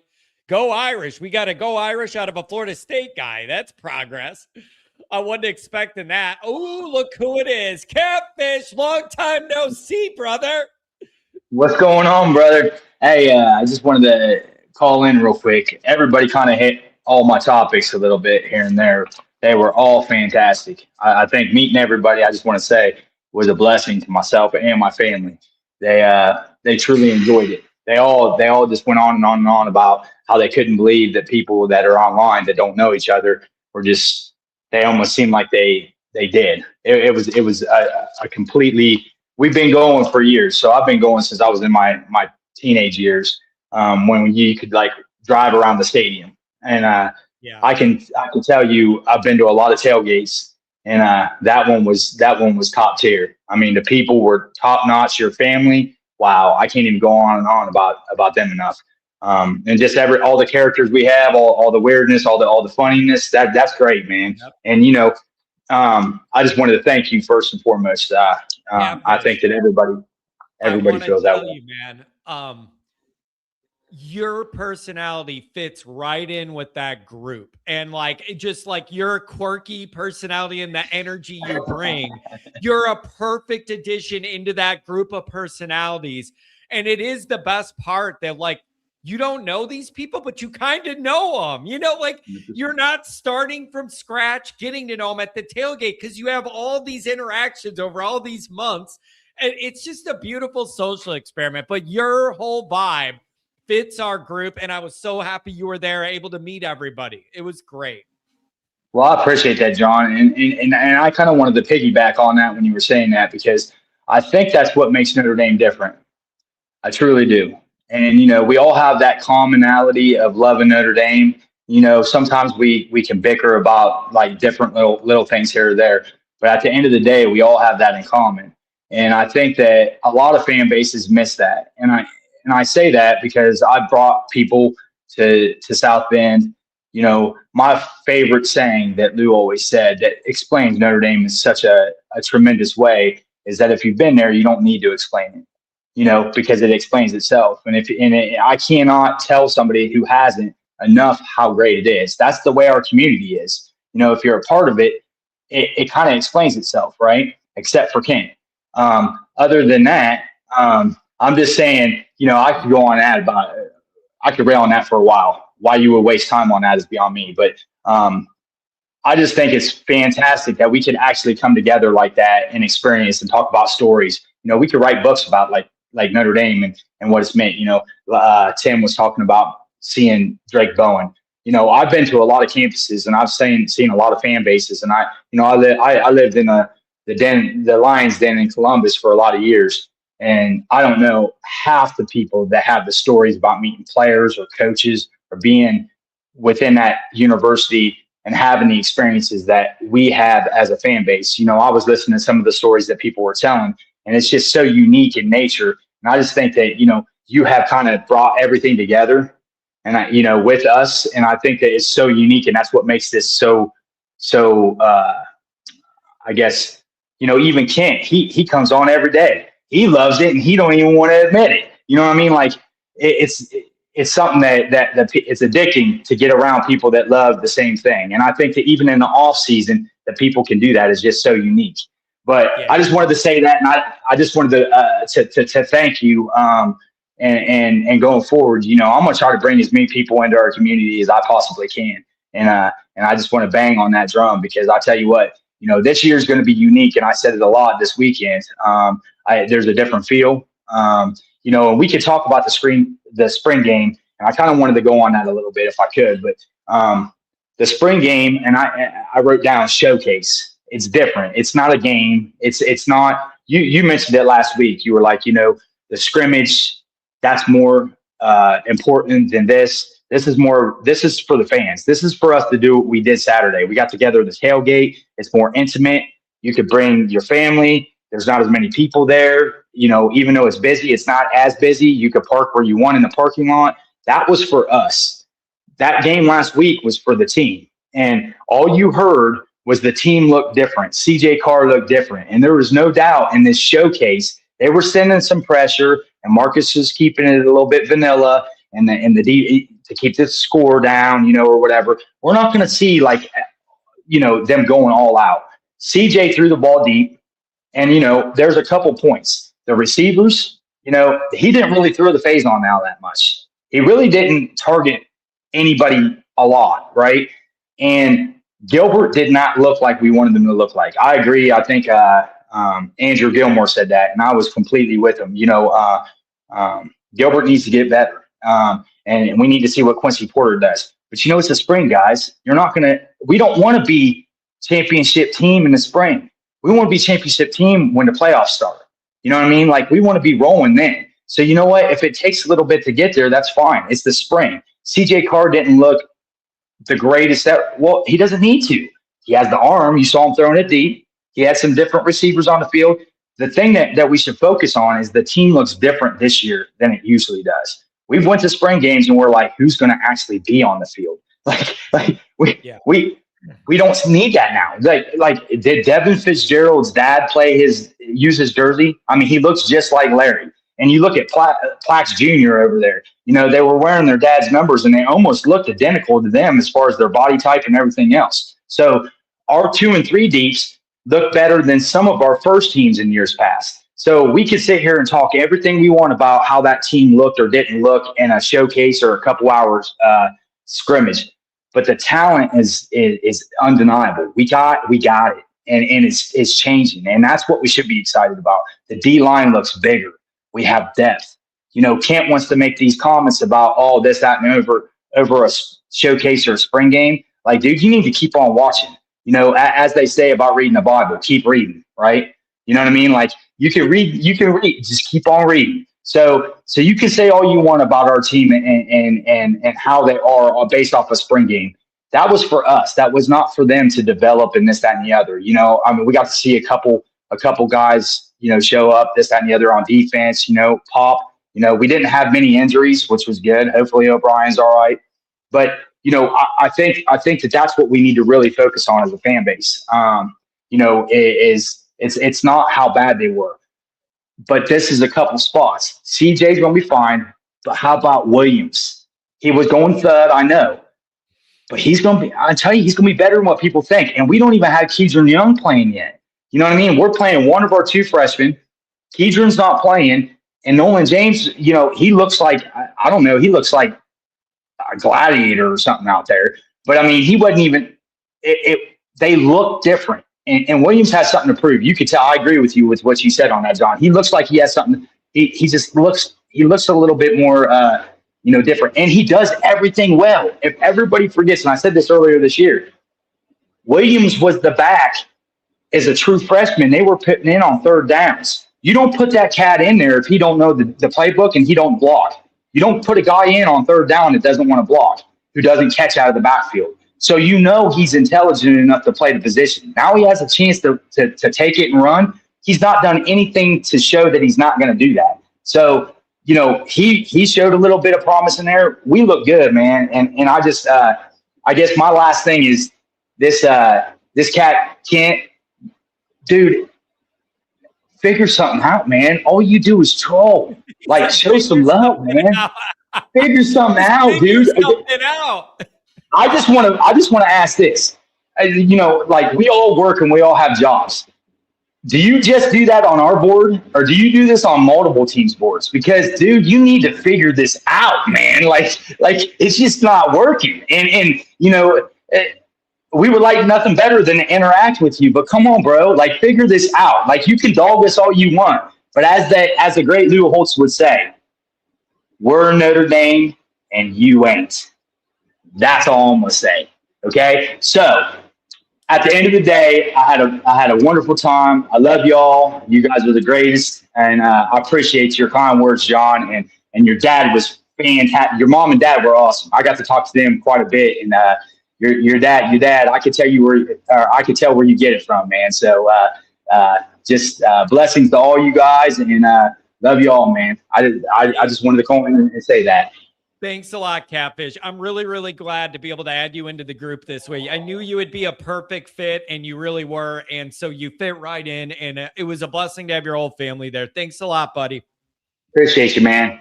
I'll have talk a to you good soon. work week, Catfish. Man, what a nice guy. The whole family was fantastic. I just looked, and Kent's been subscribed here for 9 years. I appreciate the loyalty. Kent's more loyal to this program than some Notre Dame fans are. It's just all for the wrong reasons. It's just all for the wrong reasons. That's funny. We're going to keep it moving. Favorite part of the game was the baby crawl. $2 olive for the Catfish. $5 wine and cheese. Just to pay for some of the chips and water I took. I appreciate you, John. Good to see you on Saturday. Man, it's just great. I'm just glad people want to come by and feel welcome. MSAND, $30 holler. Watching your tailgate scream. You captured the essence of blue and gold, Notre Dame, and the Always Irish family, bringing everybody together for a day to remember. No small feat. Great job, man. You guys are really, really nice. I sincerely appreciate it. Mark, what's going on? Hey there. Not a whole lot. Yeah, Saturday night I got the call from Tom Frawley, got the play-by-play, and that is one tough cookie. Yeah. That was something else. Yeah, but funny enough, I rewatched the game, and it's funny because when I rewatch it, like I have the Patreon and YouTube chat in mind, like as I'm watching everything. And that's like a whole nother thing. I'm trying to think of like, what people are going to say and what they're thinking of and stuff. And I know Tim Hyde will probably have like a breakdown of the game and everything, but I was kind of focusing on Carr because I thought he'd be the focal point, what everybody was going to be talking about. But Carr had 4 straight incompletions to Gilbert. He targeted him 5 of his first 8 passes. The deep ball, come up with your own conclusions on that. Tom talked about that 3rd and 5 out route. I think that's got to be caught. It's in the vicinity. Like, we need receivers to make plays. But after he did away with, kind of concentrating on getting Gilbert involved for whatever reason, he had 5 straight completions thereafter, and then the pass to Washington that should have been caught that was dropped in an interception, which was an embarrassment. But yeah, my takeaway, we saw Carr roll out on one of the first couple plays, and I think the timing was a little off, and that definitely, I think, is going to be our bread and butter, is the short, quick passes to be an extension of the run game. Carr to Aeneas 3 for 3. I mean, we saw him go in motion. He caught a slant, caught 2 out of the backfield. Biggest takeaway is like he's going to have a huge season. Maybe the motor of the whole offense. So if you don't already have stock in Aeneas Williams, buy it now. But he's going to have a huge year between the tackles, off tackles, out of the backfield. He's going to be doing everything. I think we saw a sample of that, and get on board now. Yeah, it's he's got a little edge to him, carries himself a little different. There's a little chip on his shoulder, I feel like, and I really like the attitude and the way he approaches it. And then we're gonna have to see how the wide receiver thing turns out. Who ends up claiming these roles and these rotations? You still got to get Porter back, and then he'll be in the mix, but things will come together. I think there's more good quality options now for Notre Dame to go with. And that gives me some comfort with the younger guys too, that flash, the NFL lineage guys that flash. I think there's more to work with. Any thoughts defensively, Mark? I look at it as they know they're going to be good. It's about the final pieces and the rotation and the situational kind of the bodies they want in what down and distance. I think they know they're going to be really good. They're putting in the final touches on these situational rotations. Yeah, not particularly, but Schuler was treating it like the Super Bowl out there. Like you saw how he was flying around and hitting, and then watching from the stands, like you could tell that's a captain. Like he was running out there, talking to the coaches, talking to the players. So he's going to be a huge part. But yeah, I expect nothing less of historic numbers out of the defense this season. I think, in a lot of areas in totality, I just think the defense is going to put up historic numbers and be dominant. So I'm not concerned about that. On offense, I mean, the tight end's not doing anything, 1 target, 1 drop, I don't know what's going on there. Gilbert, frustrating. I think Porter's the wild card, and hopefully tight end activity is the wild card. But I've got zero concern with Carr, and I'd much rather him be headed into this 130-day stretch with Denbrock mentioning sometimes he leads the offense into a ditch, rather than the previous Saturday when he was the greatest quarterback in college football. I mean, all of Twitter was celebrating the Jersey scrimmage. He knew, he broke in, stole the playbook, and, he knew everything, and he was untouchable. And now it's a little bit of mixed results. So, I think, that's a good thing, heading into this long stretch, that he's not kind of celebrated. And worth remembering is, we had Jeremiah Love and we had Price, no shit, but he was the quarterback of the #1 offense last year. And these are 5 major categories that passing is a factor in. And, he's a 4th-rated quarterback in the country. The 3 quarterbacks ahead of him were all Heisman finalists. So let's not forget and blow this up on this meaningless game. Last year you said it on your show that, the Jersey scrimmage holds more weight and that we were going to overreact. And obviously, sure enough, we kind of saw what was going on in the Patreon chat this weekend. So I think it's fine, and I'm not worried at all. CJ Carr is going to have a huge year, and buy stock in Aeneas Williams. Yeah, it's I'm with you on that, man. And for as much of a worrier as I am with everything, I'm not really freaking out about anything I saw or didn't see. I overall, I feel like this project's ahead of schedule for this year.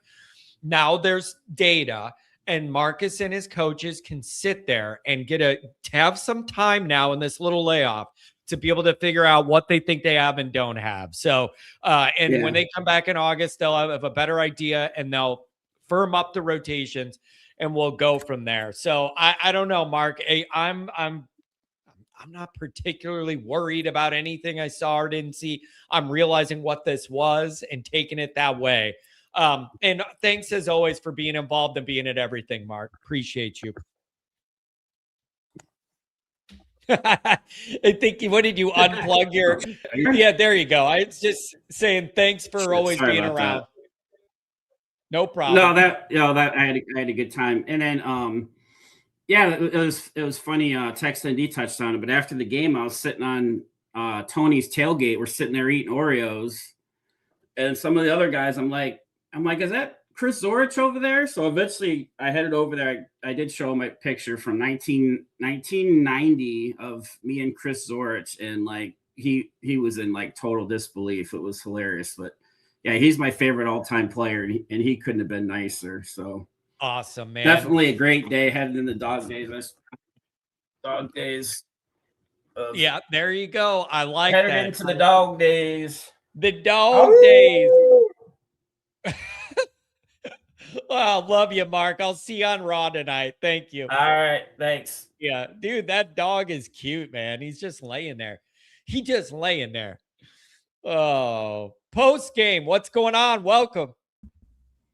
Hey, how you doing, John, man? The whole Always Irish, everybody there was so nice. I don't get a lot of chances to come on and talk to you, but I'm listening a lot. I'm usually at work. I use PTO today. PTO is an amazing thing to allegedly catch up on some yard work, allegedly. But I had a chance to call in, and here I am. So how you doing?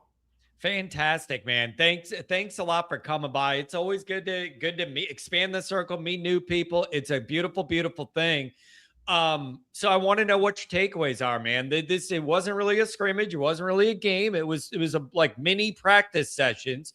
And I'm wondering how you think we should take away from this heading into this summer.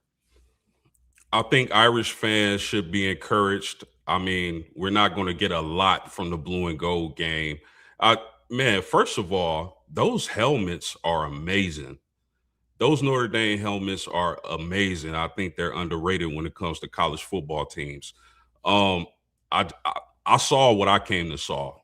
The defensive line looks like a defensive line. Shout out to Renee. Shout out to Catfish. Those guys are really nice guys.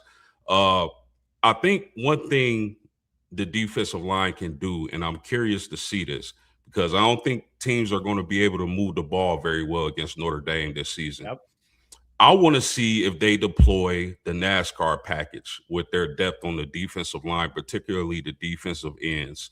When you talk about Boubacar, Keon Keeley, and those guys, can we see 4 defensive ends on the field rushing the passer when it's obvious, passing downs? I think the young receivers really look good. I don't know if anybody else caught this. I'm sure y'all did. But CJ Carr hit a no-look pass. I'm sprinkling some money on him winning the Heisman. Ooh, man, is there? some people are concerned. Carr wasn't that sharp. The passing game was off. What maybe isn't as good as we think. You need to settle down. I just don't put that much stock into what this little practice event was for me to even worry about it. I'm not going to worry about it. So I now, if you want to be concerned about like that Gilbert receiving spot or whatever, and what kind of production you're going to get there, I think that's fair to ask what's going to go on with that role in the offense. I think that's fair, but I'm not worried. I think Denbrock knows he has options, and it's just a matter of slotting them in where they need to fill in. I think that offense has a lot of potential to be very exciting, but you could tell it's just not fully formed yet. Everything hasn't been synced up yet. And I think Denbrock's got some time now to really think about how he wants to deploy these guys, because there's they could do some unique things that we're not used to a Notre Dame offense doing. Whipping the ball around downfield, doing that kind of thing, keeping teams honest that way. Man, it opens up everything if you could do that. Absolutely, man. And shout out to your mom, man. I didn't know that was your mother. I thought it was your wife at first, and I'm not trying to be funny, but she looks really good. I appreciate that. Thank you. I'm sure she'll take that as a major compliment. But yeah, man, my parents are fantastic and they help a lot putting all this together. But my mom's got that energy and is always so nice. But man, it's just great to meet everybody, man. I love it. Wait, let's flip it over to the defensive. Let me ask this. How good is that Notre Dame secondary going to be? How good are they going to be? The best in the nation. You think so? You're that confident? Absolutely, man. I think you're going to be hard pressed to pass on this team with the pass rushers, combining that with the athleticism at linebacker, with the DBs we have. The guy from Michigan, man, really looked good. Thank you, Wolverines. Yeah, for whatever reason, he transferred and he came to Notre Dame, getting McKinney from Colorado, who Coach Prime had a lot of praise for. I think and moving our guy to the nickel. I think you're going to be hard pressed to get a lot of passing yards against Notre Dame this season. Yeah, and that's where I start to wonder, like, where is the weakness on Notre Dame's defense? Where, if you're an opposing offense, what are you scheming for to try and get at Notre Dame? You're not going to be able to throw it downfield on them much. And then it's like, are they going to try and run the ball? And then our new defensive line depth gets tested. Are you beefy and active enough inside to be able to hold up against that? Like, I'm trying to figure out where the weakness is, where you would attack Notre Dame. Some people are mentioning, and Goolsby's even mentioned, linebackers. If you could get Drake Bone in coverage, there's a mismatch there. And so that's come up. But it's like, man, if that's one of the only things you're worried about, I think you're in a pretty good spot of like that specific thing, dialing up that mismatch over the middle. If that's it, you're in pretty good shape. And I'm a believer in that defensive front. I think they're going to be way more active and deeper and have a better rotation. Yeah, and me personally, John, I'm not worried about the linebackers. If I'm worried about anything, it's that Chris Ash reverts to those first couple of games of last season. Yep. If he doesn't do that, I think the defense is going to be stellar and they're going to knock it out the park this season. Yeah, there's and that's a common kind of a common thought thread, and I do agree with it. It's like, well, if you believe in the talent, what else could go wrong other than Ashing himself? You know what I'm saying? Like, but I think he knows what he's working with, and he's been around now, and he knows his guys. I don't expect a similar repeat situation. And you're also not starting out playing the two most talented teams of the year the first couple of games. That'll help as well. But yeah, I expect them to be really, really tough defense. And they're just going to get better when KVA comes back and he's healthy and he's able to do what he does out there when he gets ramped up. 100%.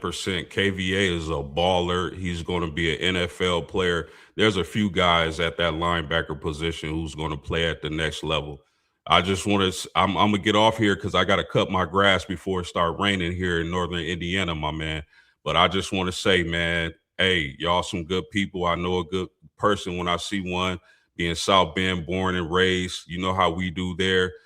Shout out to everybody, man, and go Irish.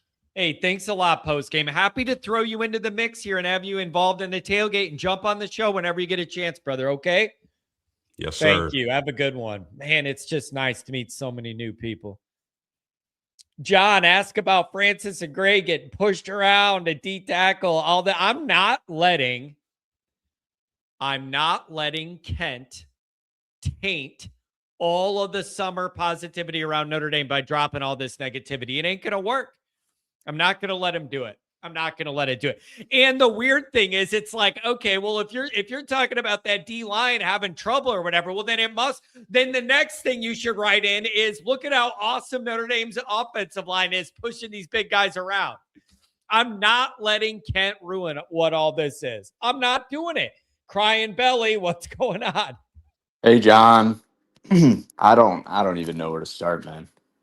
I don't think we should be so dismissive of Kent. I think he has some observation. He might not be honest, but I think there's some merit to what he's saying. Well, wait, here's what I notice sometimes. Tell me if you agree. Okay. I sometimes, in like the things he's questioning, there's strands of like truth to it, but then he exaggerates it for effect in what he types out. Do you get Right. what I mean? Like the actual like idea of it could be I agree with, but he overdoes the way he frames it to make it more intense. Is that Right. fair? For sure. And he acts oblivious to the nuance of these things. Like you just said, like the offensive line pushing the D line around. Why don't we acknowledge that? Anyways, man, I just not super happy with the way they performed. I get it's a spring game, but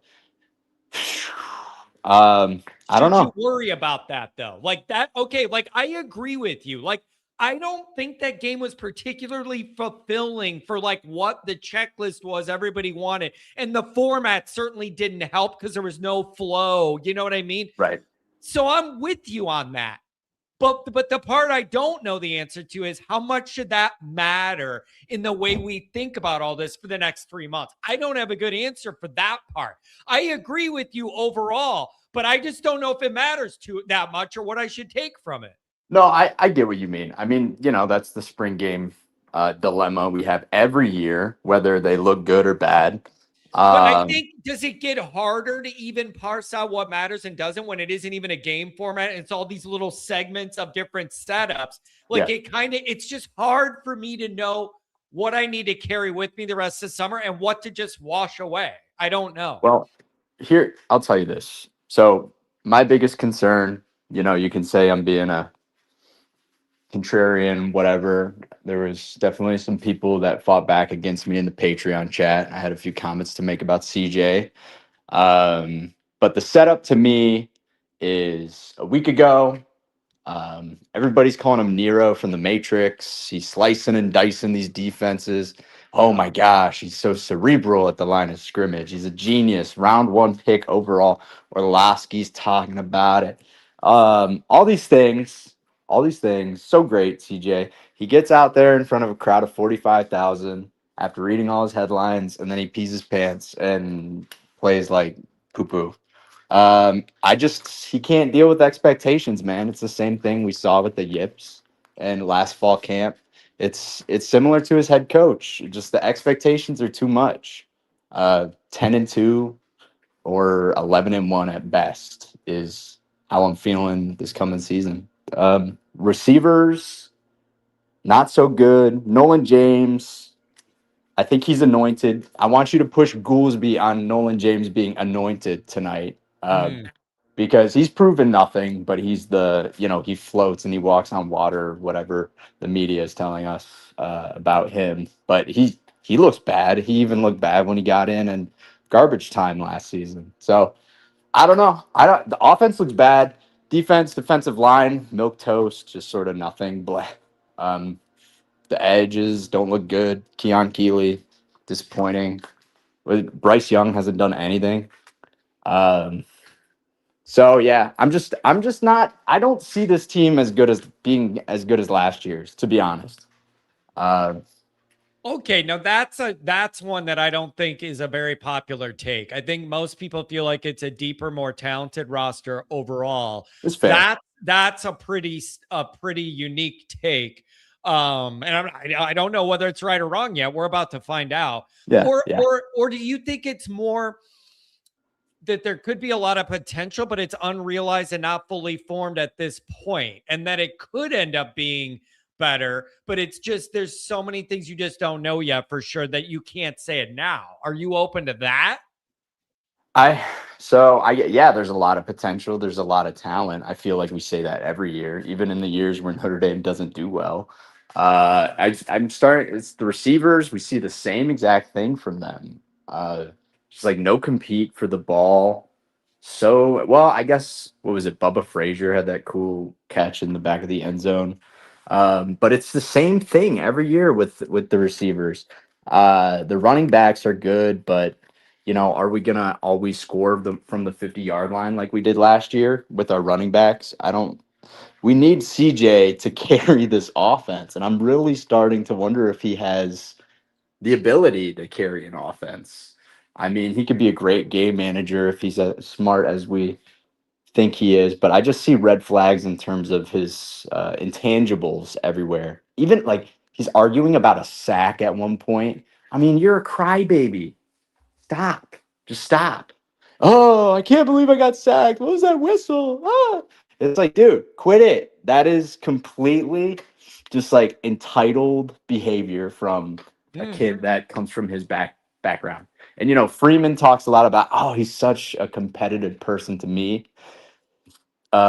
This talk about how competitive he is really is like he gets heated. He doesn't do well with tough situations. I don't think he's as there's not much ice in his veins. That's how I feel, at least. Yeah, man, I do think for as much as people in the chat are pushing back on you and obviously giving you the business, but I do think it's very healthy to have somebody like kind of on the other side of this. Like, I actually do think that's productive. So then why do you think Notre Dame's getting all the hype they're getting then? Like, why is it that he's a Heisman favorite and that we're title favorites? Like, why do you think that's happening if there's all these questions you have? Or what are you seeing that even the national media isn't seeing? It's a storyline about us getting snubbed last year, right? We want to extend that. Oh, Notre Dame revenge tour. Leave no doubt, all this stuff. It's a lot of we're continuing the narrative that started back in November when we got snubbed ultimately. So yeah, I think they also, I mean, there's merit to it as well. We were a national championship contender 2 years ago or whatever it was at this point, and we had 2 first-round running backs, and we're seemingly bringing in great talent, great recruiting class, all this stuff. I just like the messaging, Freeman's messaging. It's like I don't know. It's these expectations. They can't deal with it, man. A&M. It's like A&M to Northern Illinois is like a microcosm of everything that I have an issue with when it comes to Marcus Freeman's mentality. A&M, they're gonna win. They just can win every game from here on out, and then expectations immediately crumble. It's a thing. BYU and a Stanford the first year, like we're on a winning streak, and then inexplicably collapse the next week after it seems like we're in the clear. So let me ask this: this is where this gets really interesting. What would you need to see to change your position on Carr and this overall? And the reason I think that's an interesting question to pose is because you're probably going to say those first 5 to 6 games aren't going to tell me nothing when you're looking at who we're going up against. So like, what's it going to take to change the narrative for you?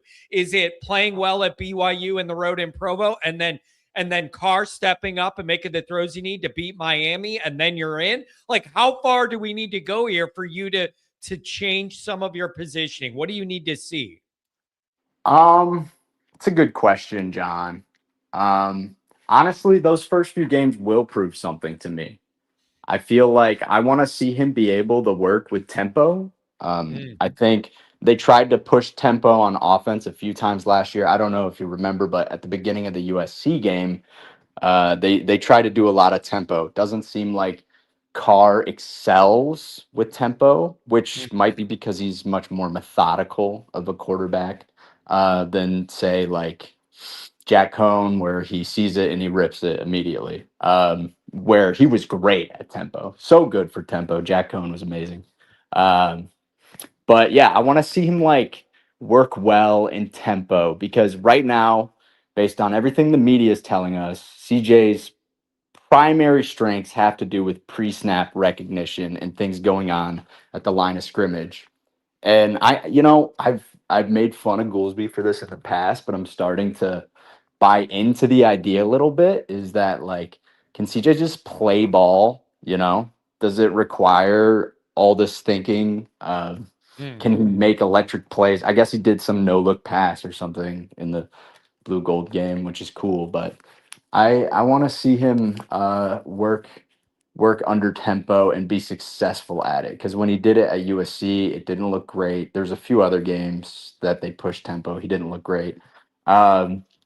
So okay, what did you like what did 2-minute drills? Things to me like where it's drives are on the back of his arm that we're completing and not stalling out. What we saw in the blue gold game, they stalled out a few times. It didn't look pretty. So where okay, let me ask this. Where do you think Mike Denbrock thinks Carr is at? I found it interesting how Denbrock made that quote. Somebody brought it up earlier. He can steer the offense, and sometimes he steers it into a ditch, and sometimes he steers it on the straight and narrow. That's right. coming from the OC. So I just thought that was a little interesting that like he's trying to push Carr a little bit to up his game. What did you make of that comment? Yeah, I think that's really. I love Denbrock's media spots. By the way, I think he does a great job. Always very informative. I think that's true. I mean, I don't necessarily agree with this, but if there's truth to this thing where CJ should have given the ball to Jeremiah Love instead of taking the ball himself and throwing it out on a receiver screen and those RPOs against Miami, then yeah, that's one instance of it happening. Is it this, he has to find this balance where like, is it the CJ show where he's trying to take risks with his arm, or is he going to be a game manager, which, like you say, it should be somewhere in the middle. There's obviously nuance to that question. I think it's completely valid though, what Denbrock said. And obviously, Ryan, I tell you, I think it's healthy. And I have shreds of some of the concerns you have, but they're not as prominent to me in my mind, right? Yeah. Like I have shreds of those concerns, or like the talent alone could probably win 10 or 11 regular season games just on its own this year. But like that's where Carr needs to be at a different level, is to get to the 12th win and the 13th win and the 14th win. I want to see him win the Miami game with his arm if it's needed. Like we still need to see some of that. But like I understand shreds of what you're worried about. It's just not as prominent in my mind as it is to yours. But I understand why you're asking what you're asking. Yeah. I think the skill talent to me is a concern. Running backs and wide receivers. I like Aeneas. It's the same question everybody has about Aeneas. Is he a game changer? Is he just really good? The receivers, like what did you think? Sorry, I didn't catch the beginning of the show. You probably said like Micah Gilbert. I mean, dude, what? Come on. It's fair to question that. That's the number one thing. The number one, I think, response that I've heard about any concerns or whatever has to do with him in that position specifically. And you remember 2023, right?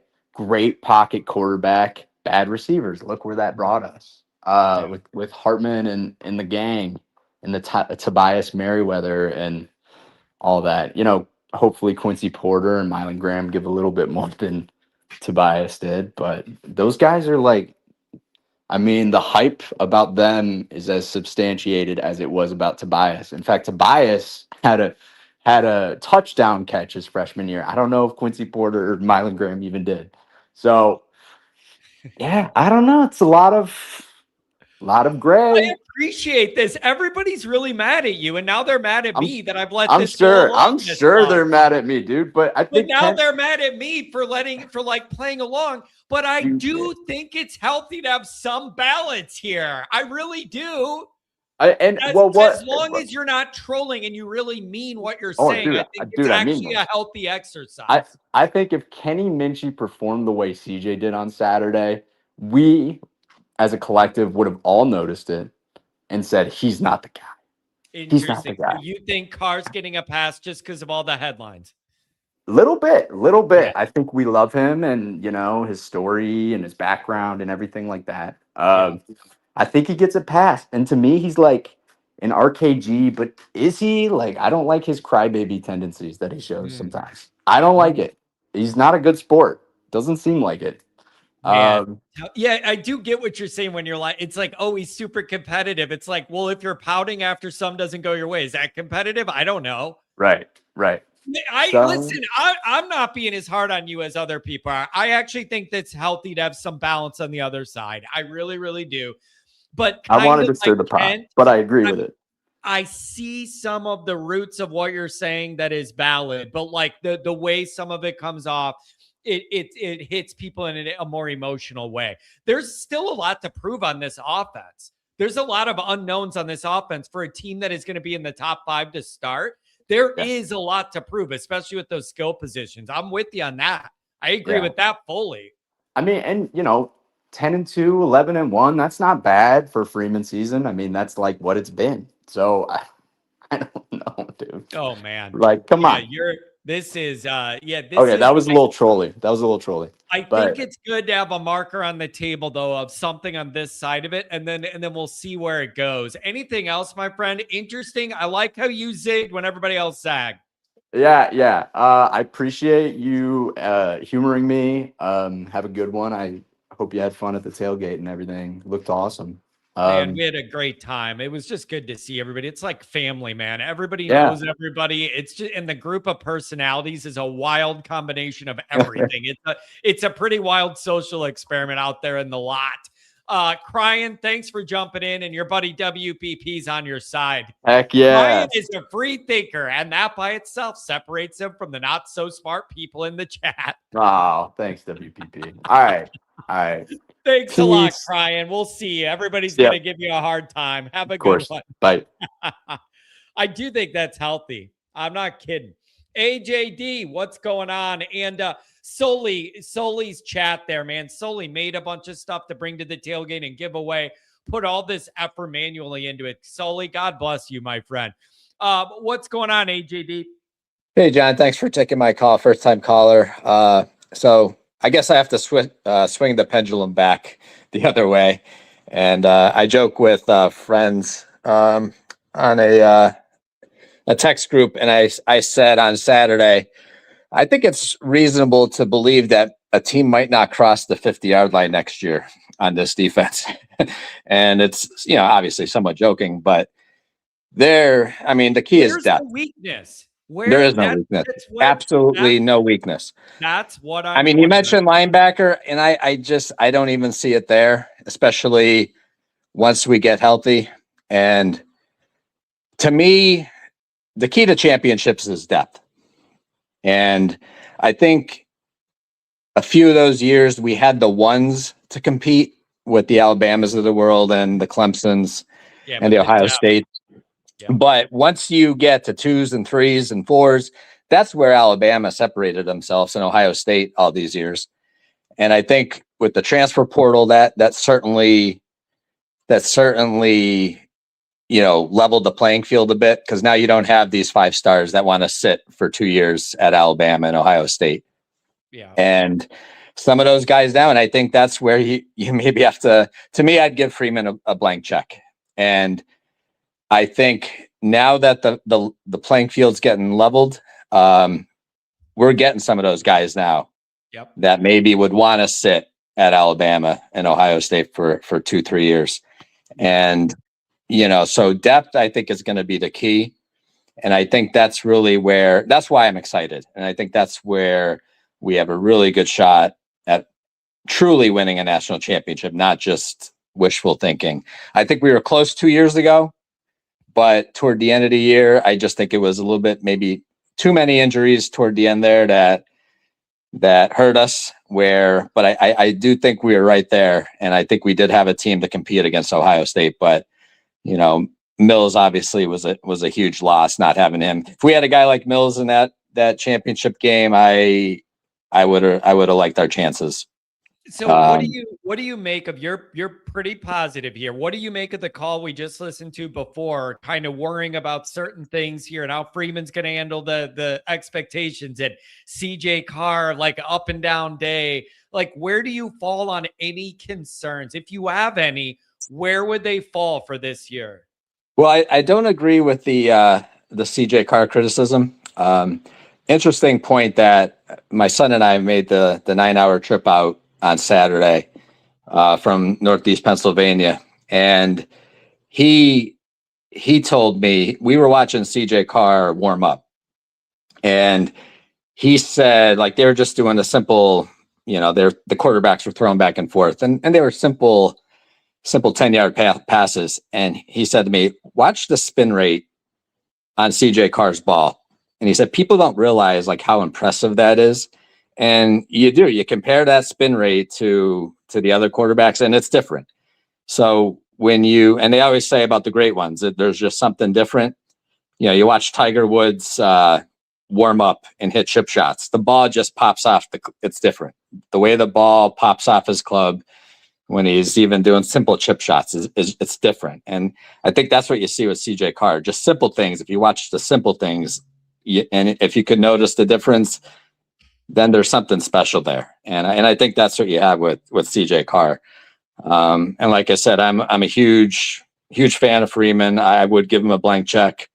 What he's done to elevate the program, the freshness of it, the excitement he's bringing back. It's just, I'm excited. I really think this is, and I know, and it almost seems like we have to apologize. People say, yeah, this could definitely be the year. This might be our best chance since, and they always throw out a year. And I've been a fan since, I'm probably 8-9 years old, and I never remember this much anticipation and excitement. Maybe from the Notre Dame community over a few years, but I never remembered the outside Notre Dame community making this much noise about Notre Dame. And I think that's where it's different. It really does feel like there's an opening here with the schedule and the talent and the coaching and the returning quarterback. There is an angle here that's different, but Notre Dame's got to deliver. Like Crying Belly was right. Notre Dame's got to deliver, having these expectations to start the year. But I don't know, man. This is the expectations are off the charts. And somebody brought this up on another, I think it was another podcast, but they said where last year probably went really wrong was letting that quarterback battle go too deep into the fall camp last year. Not basically anointing CJ much earlier in the process. They think was the reason why we stumbled in those first two games. And I think I agree with that.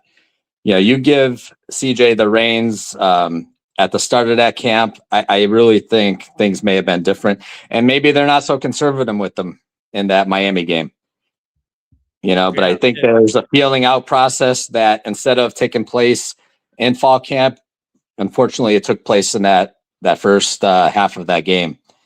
And, had they said he's the guy much earlier, I really think maybe there's at least coming out of there with one win in those two games. Yeah, it was a really, really tough dynamic. You had a first-time DC trying to figure out his personnel. You're playing the two most athletic teams you're going to play all year, the first two games, and you're starting on the road at night against a hated rival with a new quarterback. Like it was asking for something bad to happen, and sure enough, something bad happened both times. Right. It was just a combination of really rough dynamics, and Notre Dame made just enough mistakes to end 0-2. Absolutely. So it's got to be different this time around. And so what will be the prevailing thought for you over the next few months of summer when there's not a lot of news and we don't get to see football? What's going to be on your mind heading into August? Just can't wait for August. Yep. I don't think the excitement and the anticipation is going to go away.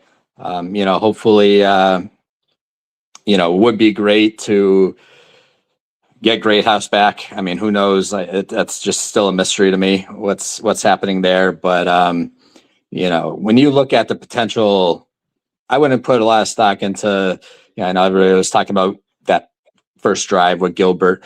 Personally, I think that was more so maybe the coach is saying, let's test out Sanders. See what he really has there at cornerback. See, because he was playing nickel all spring, and then that was a on the fly adjustment they had to make with Moore being out on Saturday. But so to me, I bet the coaching staff was like, let's target Sanders and see what he's made of, more so, what Gilbert has. Yeah, it's man, there's just, I feel like some of the concerns we're having are like nitpicky. And I feel like that's a really good sign. You know what I mean? When you're not like, I'm overall worried about the entire defense sucking. Like, I feel like we're getting into some pretty nuanced complaints about different parts of this team that are very specific. Like, oh, I'm worried about Drake Bowen over the middle in pass coverage against a mismatch wide receiver or running back or something. It's like, I feel like that's a good sign that this program is pretty damn mature, that we're worried about some of these what I perceive to be final touches on the top. And I hope they prove they're at that level. Yeah. And I think we will see that. And how many years did we go through where, I hope we don't have any injuries? I mean, I don't want to see anybody get injured, but if we get injuries, which every team is going to face, I think we're in the best position out of any team in the country right now to sustain injuries. That's how much depth I think we have. Yeah, it's man, this is going to be interesting, and it's going to be a long summer for us all to play in our minds with all of these outcomes and all these different ways things could go. Anything else, AJD? Thanks for jumping in for the first time. Please join again whenever you get a chance. No, thanks. I took your advice Saturday. I went to that past the grotto there, that quiet area that you say you like to go to, and did you find it? Do you know? I did find it. It's awesome back there. Yeah, and it's it's great. really, really peaceful back there. I really enjoy my time there. Yep, and 9 hours is a tough drive, but it was well worth it. Saturday was a great day. I mean, you couldn't ask for a better day. Our son is a Syracuse student, freshman at Syracuse, so we took in a little bit of the first half of the lacrosse game. So it was fun. Great weekend. Awesome, man. Hey, glad you made the trip, and jump in whenever you can. All right. Thanks, John. Have the good one. I like that. Mike, what's going on? Hey, John. I don't really have too much I wanted to ask about Notre Dame specifically, but more so just some of the opponents like Navy and Miami. I was wondering, are you concerned about Navy? They finished top 25 last year, and they're sandwiched between BYU and Miami, even though it's after a bye week, going from BYU, and then I think Navy is a neutral field, but I don't know that situation necessarily. Here's but what I think this team is athletic and deep enough. They figured out the Navy thing. That's what I think. I think there's just enough talent. I think that Freeman knows how to prep for the Navy thing. I think they're in a good spot with the Navy from now on. Okay. My other thing about that is that sense of confidence in between what I would say is Notre Dame's toughest part of the schedule. I mean, I think people were very confident after A&M playing NIU. People were very confident about Marshall, very confident about Toledo, very confident about Cal, Stanford. There's a lot of confidence, and I think maybe that confidence is a concern for me as an outside, not a Notre Dame fan, but like seeing a pattern of Marcus Freeman has been, what year is this for him right now? 5. I can write down at least 5 games So there's always at this point there's a pattern, and I'm looking for that one game where I'm like, where's that overconfidence? I think that's totally fair because the history and the record suggests that that's fair. So until that doesn't happen, I think you're onto something. So you got to see how they navigate everything. You can't have any September slip ups. You can't have any letdown games. I need Freeman for as much good as he's done. I need him to protect home field better. Okay. And then I don't keep track of the ACC as much. I was wanting your take about what could be the dark horses. I'm definitely looking at James Franklin bringing in Big Ten players, ramping that up. I mean, Duke won the ACC with like a 7-5 record. So I was just curious, like, who you think are competitors for the ACC that people might not be paying attention to, and then also that Duke talent. There's just no good. It'll take Franklin a while to rebuild, whatever Virginia Tech is. But I'm very, very frustrated with the ACC because you have one team that has an elite roster and I don't see anyone else that does. Clemson isn't what they used to be. Florida State isn't what they used to be. And it's frustrating. And even Virginia Tech was a really competitive program. So I see one elite athletic roster in the conference, and it's Miami, and it's very frustrating. I'm not buying into Virginia. I'm not buying into Pitt. Like last year, everybody was selling you these teams. I'm not buying into any of them. Absolutely. What are your thoughts about Miami picking up Duke's quarterback and their wide receiver? I think Miami. I think basically anybody. I know Miami went to the national championship. I was not impressed with their quarterback. I think almost anything is an improvement on their part. I think it could be maybe a Heisman finalist. Yeah, I think getting that quarterback's a good pickup. What I find very interesting is if Notre Dame and Miami both do what I think they should meet undefeated. There is really no reason when you look at the schedules for either one of those teams to lose a game before November 7th. They should literally both be undefeated. Okay, well. Hey, people are pushing back on me. Franklin's going to make a statement this year. What kind of statement? How many games does Virginia Tech have to win to count as a statement? We're lowering the bar now because you're not at Penn State and people don't expect the same at Virginia Tech. They do at Penn State. What's a big step forward for them? I'm not a believer in it. James Franklin ain't about that title life. I'm glad he's at a smaller scale place now. It's a better fit for him. He ain't built for that Penn State life with those expectations. Yep. And are there any Miami YouTubers that you would recommend to understand Miami? Because I feel like I watch Coach Coop because he's so creative. If you type in Coach Coop, he kind of does what I do. He's very entertaining. So I would look up Coach Coop. I just love how entertaining he is and creative with the content. Him and I did some stuff together last summer. He's a really good person. I wouldn't mind seeing him get some support. He's a good guy. Yeah. Thank you. That's all I was really asking about. You guys have a good one. Hey, thanks a lot, man. Feel free to join whenever you get a chance. I like this. We got some different stuff today. Let me get Pat. Let me get Renee real quick, who's been waiting, and then we'll wrap up with Pat Cotter on the way out. Renee, what's up, buddy? What's up, baby? I'm off, man. It was raining today. Can you hear me? Yeah, I got you. Man. Did you make it home after all your travels or what? Yeah, brother, I made it home. Hold on. Let me try to get on the audio. Was that better? Yeah, it's way better. Perfect. Okay. Yeah, I made it home, man, and I'm kind of just chilling right now. Hey, John, look at this. I want to show you this. That's badass, huh? That's my throw, baby. Hey, I want to try to stay on topic real quick. I don't want to get all scatterbrained. So let's look at this, okay? I had a friend, looked like Marshawn Lynch, built like Marshawn Lynch, too, okay? Was a computer nerd, went to Michigan State. He made it. I told you the story before.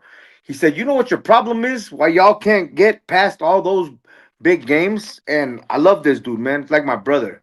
He went to Michigan State, was a computer nerd, but built like I'm telling you. And he says, y'all don't have y'all have a bunch of non-threatening looking brothers, but he used the other word. I've told you this. And he said, he was like, you guys' most G looking player is Will Fuller, and even look at his name, and that's y'all's wide receiver, right? The reason why I say these things, and I'm not oblivious, everybody knows, and Kent knows this. I've been the hardest on Carr probably than anybody else, but, and I don't really like, I agree with Crying Belly's point on some things, but here's the thing that I have been impressed with Carr about.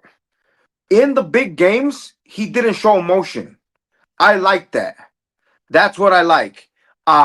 Also, no, that's what I like. Have you beat anybody elite? I will tell you no.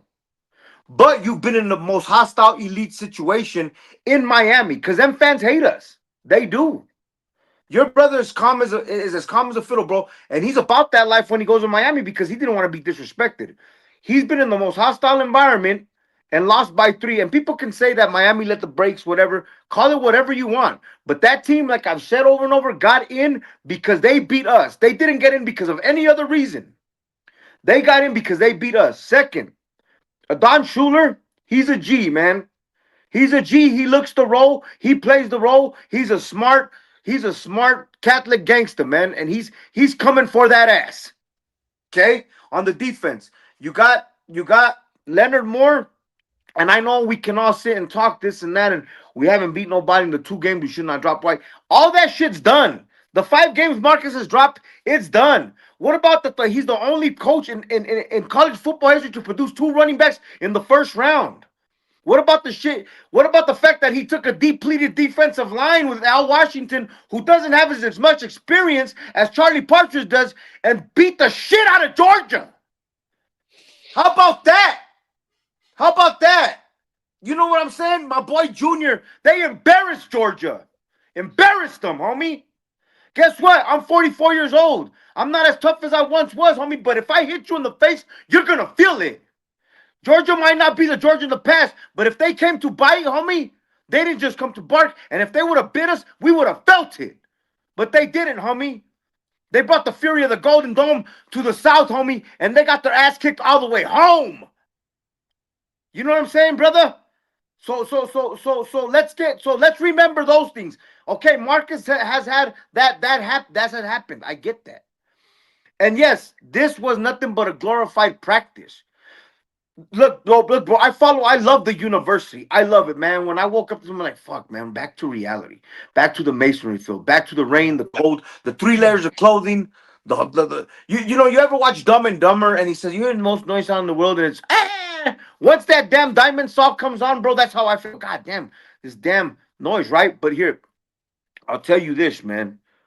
I'll tell you this. Being there at that university, you felt, man, that it's a different Notre Dame. It's a different Notre Dame. That was nothing more than a glorified practice. Look, and like I said, Fire University. They had Notre Dame Day all week, which is the fundraising. They had the draft. They just had the scrimmage. They just had those things, man. These boys are tired. They're tired. So, and anybody, me, once I got off Thursday night, man, I'm packing. I'm doing this. I'm washing my work clothes. I'm making sure my house is clean. You know what I mean? I'm hitting everybody up. Once I get there Friday, man, the bus got me there late, man. I'm hitting the ground running, homie.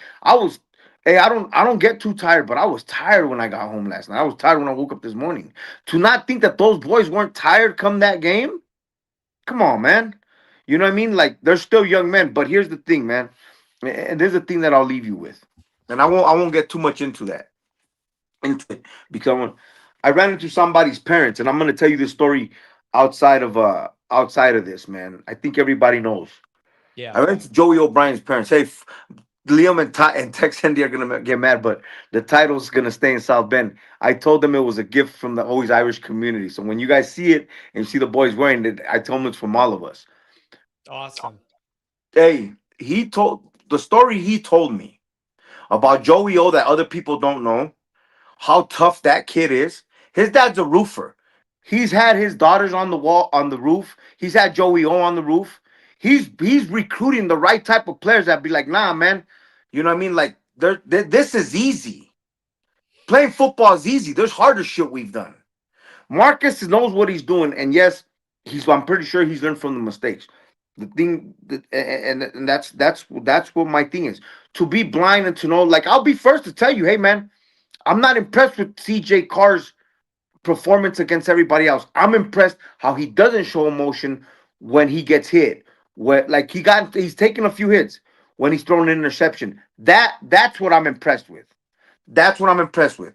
Now it's up to Denbrock and the rest of the offensive staff to make sure it gels. The defense, man, we're in good hands, man.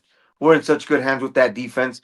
Hey, man, and I know it's not pretty. We all want to see an electrifying offense, man. We win 7-10 on nail biters and win the national title all the way through. Guess what, man? That's what happens. It was okay. We're gonna be the harshest on our team. We are. We're gonna be the hardest on them. And I'm sorry, John. I didn't mean to cuss so much. I didn't mean to say those things. You know what I mean? That's all right, man. Hey, thanks for making the effort to be there. Everybody, it's great when you're there. We had a great time. And now we got all summer to figure out what comes next, man. I'm glad you made it with all the travel. Thanks, John. I love you guys, man. Onward, Notre Dame. Hey, we're in the best situation. Win, lose, or draw. Root for the Irishman. But the main component to lead this team, the face of this program, bro, he's calling the plays, man, in that Golden Dome. Onward, Notre Dame, bro. I love you, John. We'll see you. Hey, take it easy, man. It was great spending time with them Friday and Saturday. Pat, what do you make?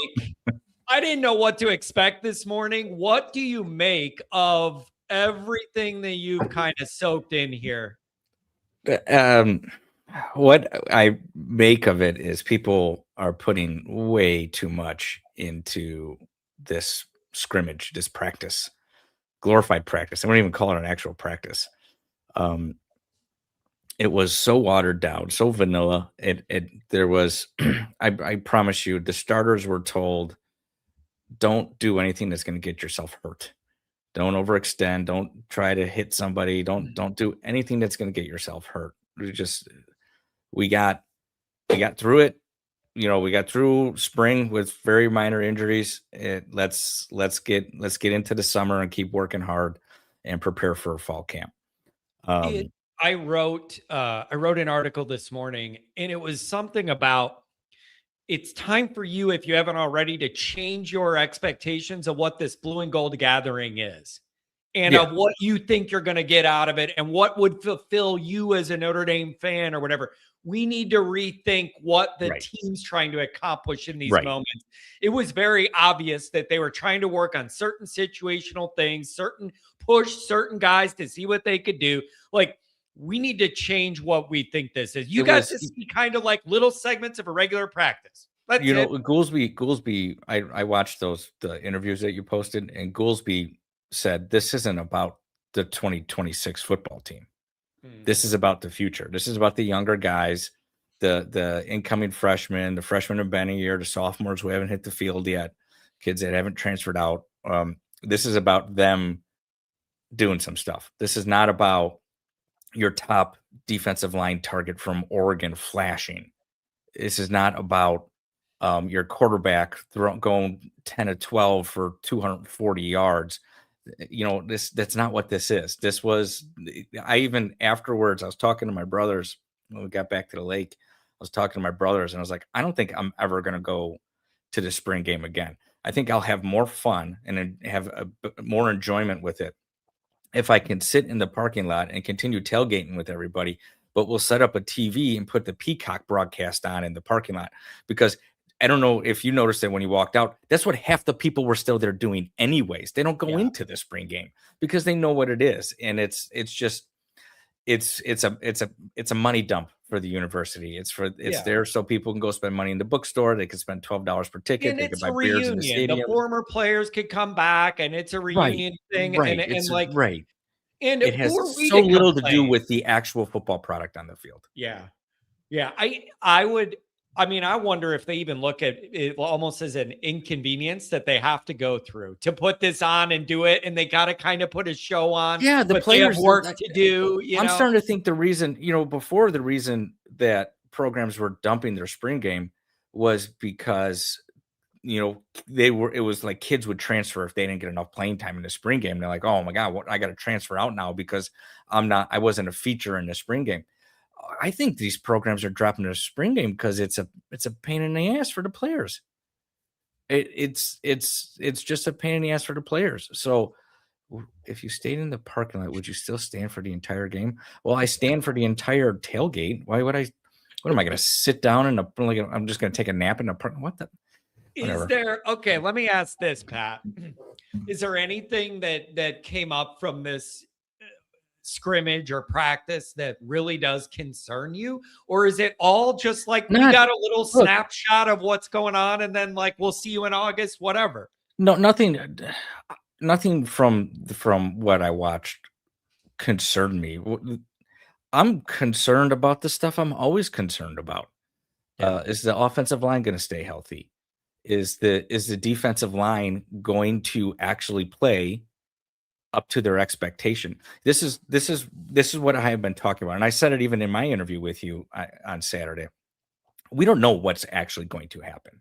I gave a little thing about how I think this team has, can go 12-0 and 15-0 and win a title, because that's what I want to happen. We're all having a good time. So I'm not going to sit there and go, oh, I'm really worried about that. I'm not going to go do an in-depth analysis in the parking lot when everybody's around there drinking and partying and Phil's pouring Fireball down everybody's throat.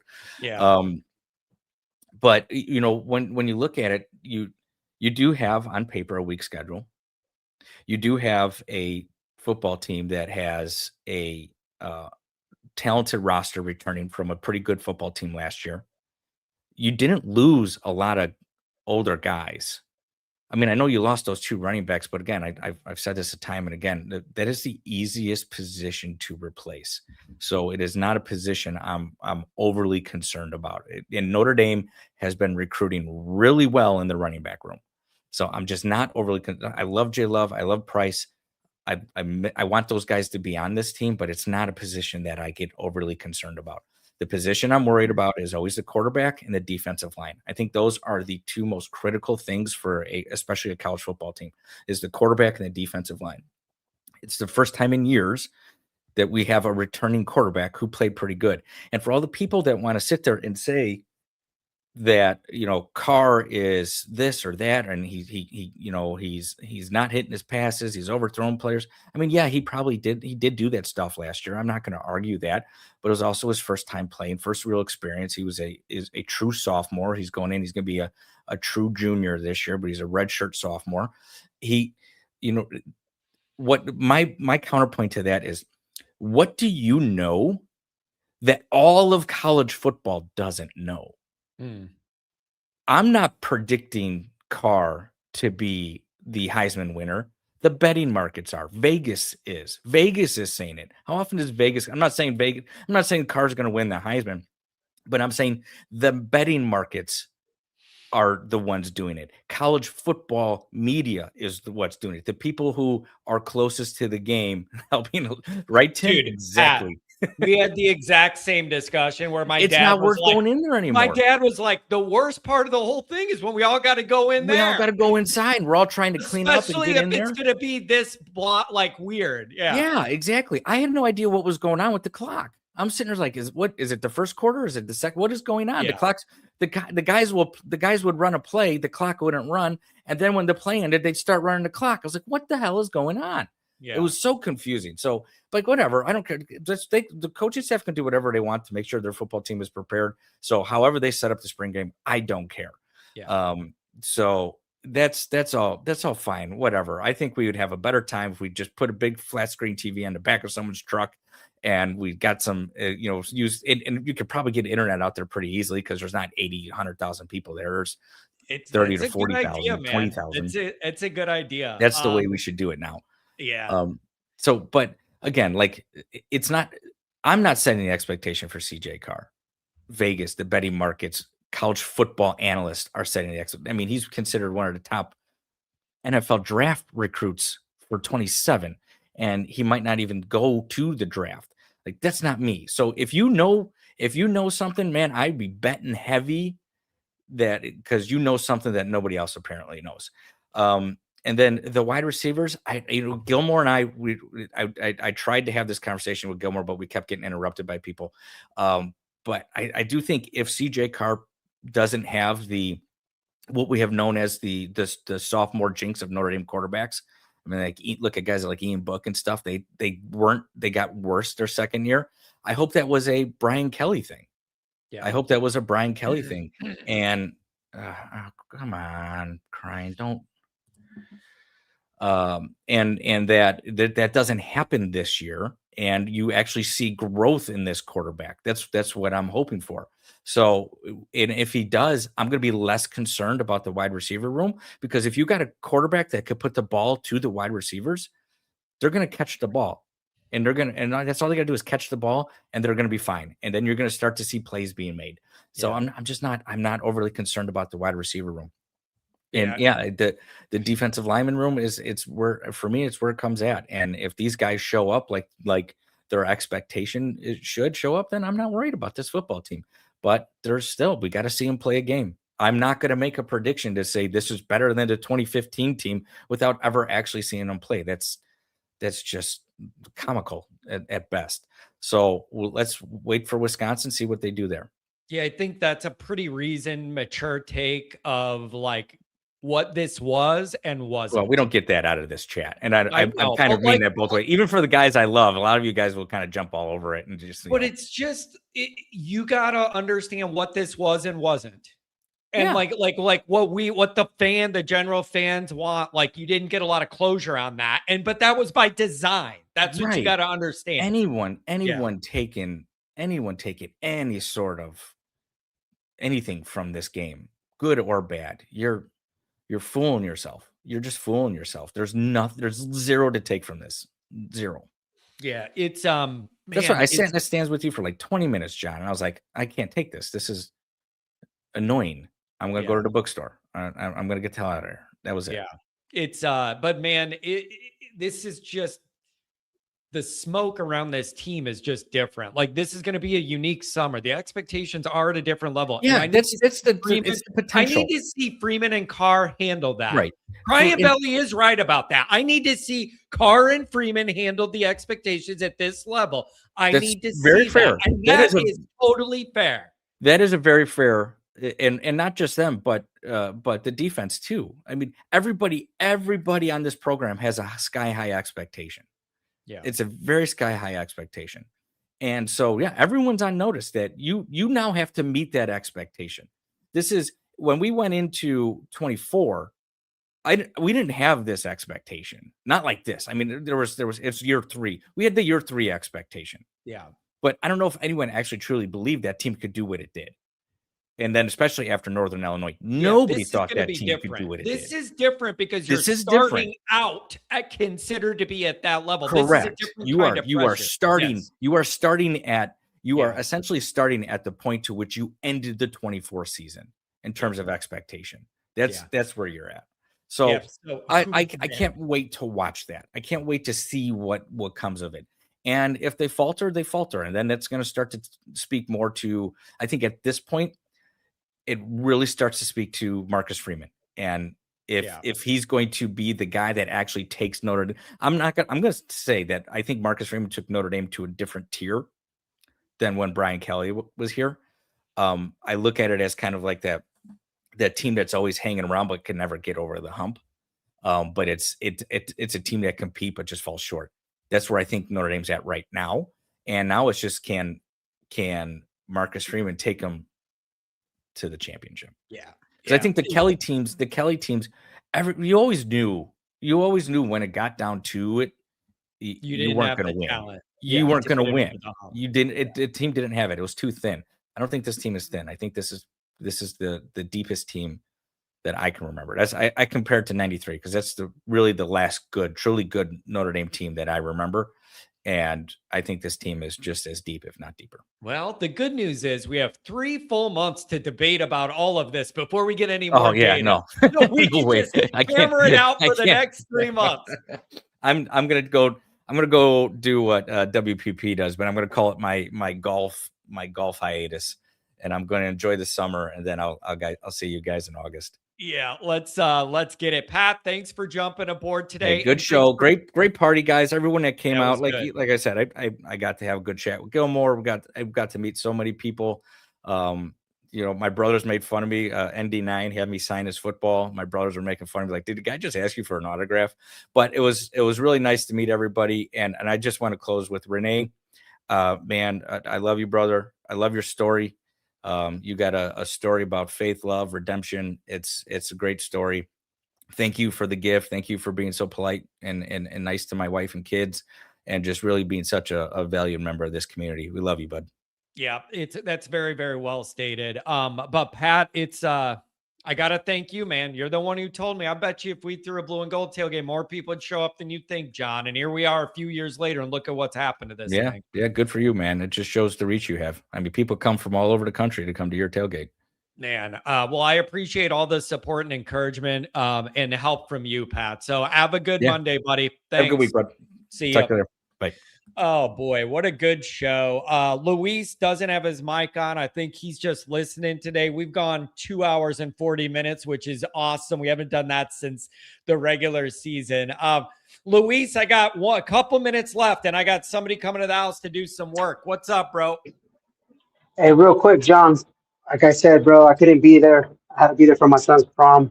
Other than that, I think I missed something very special this weekend, and that's the community that you have built, the friendships that we all have, and the excitement that we all have for Notre Dame.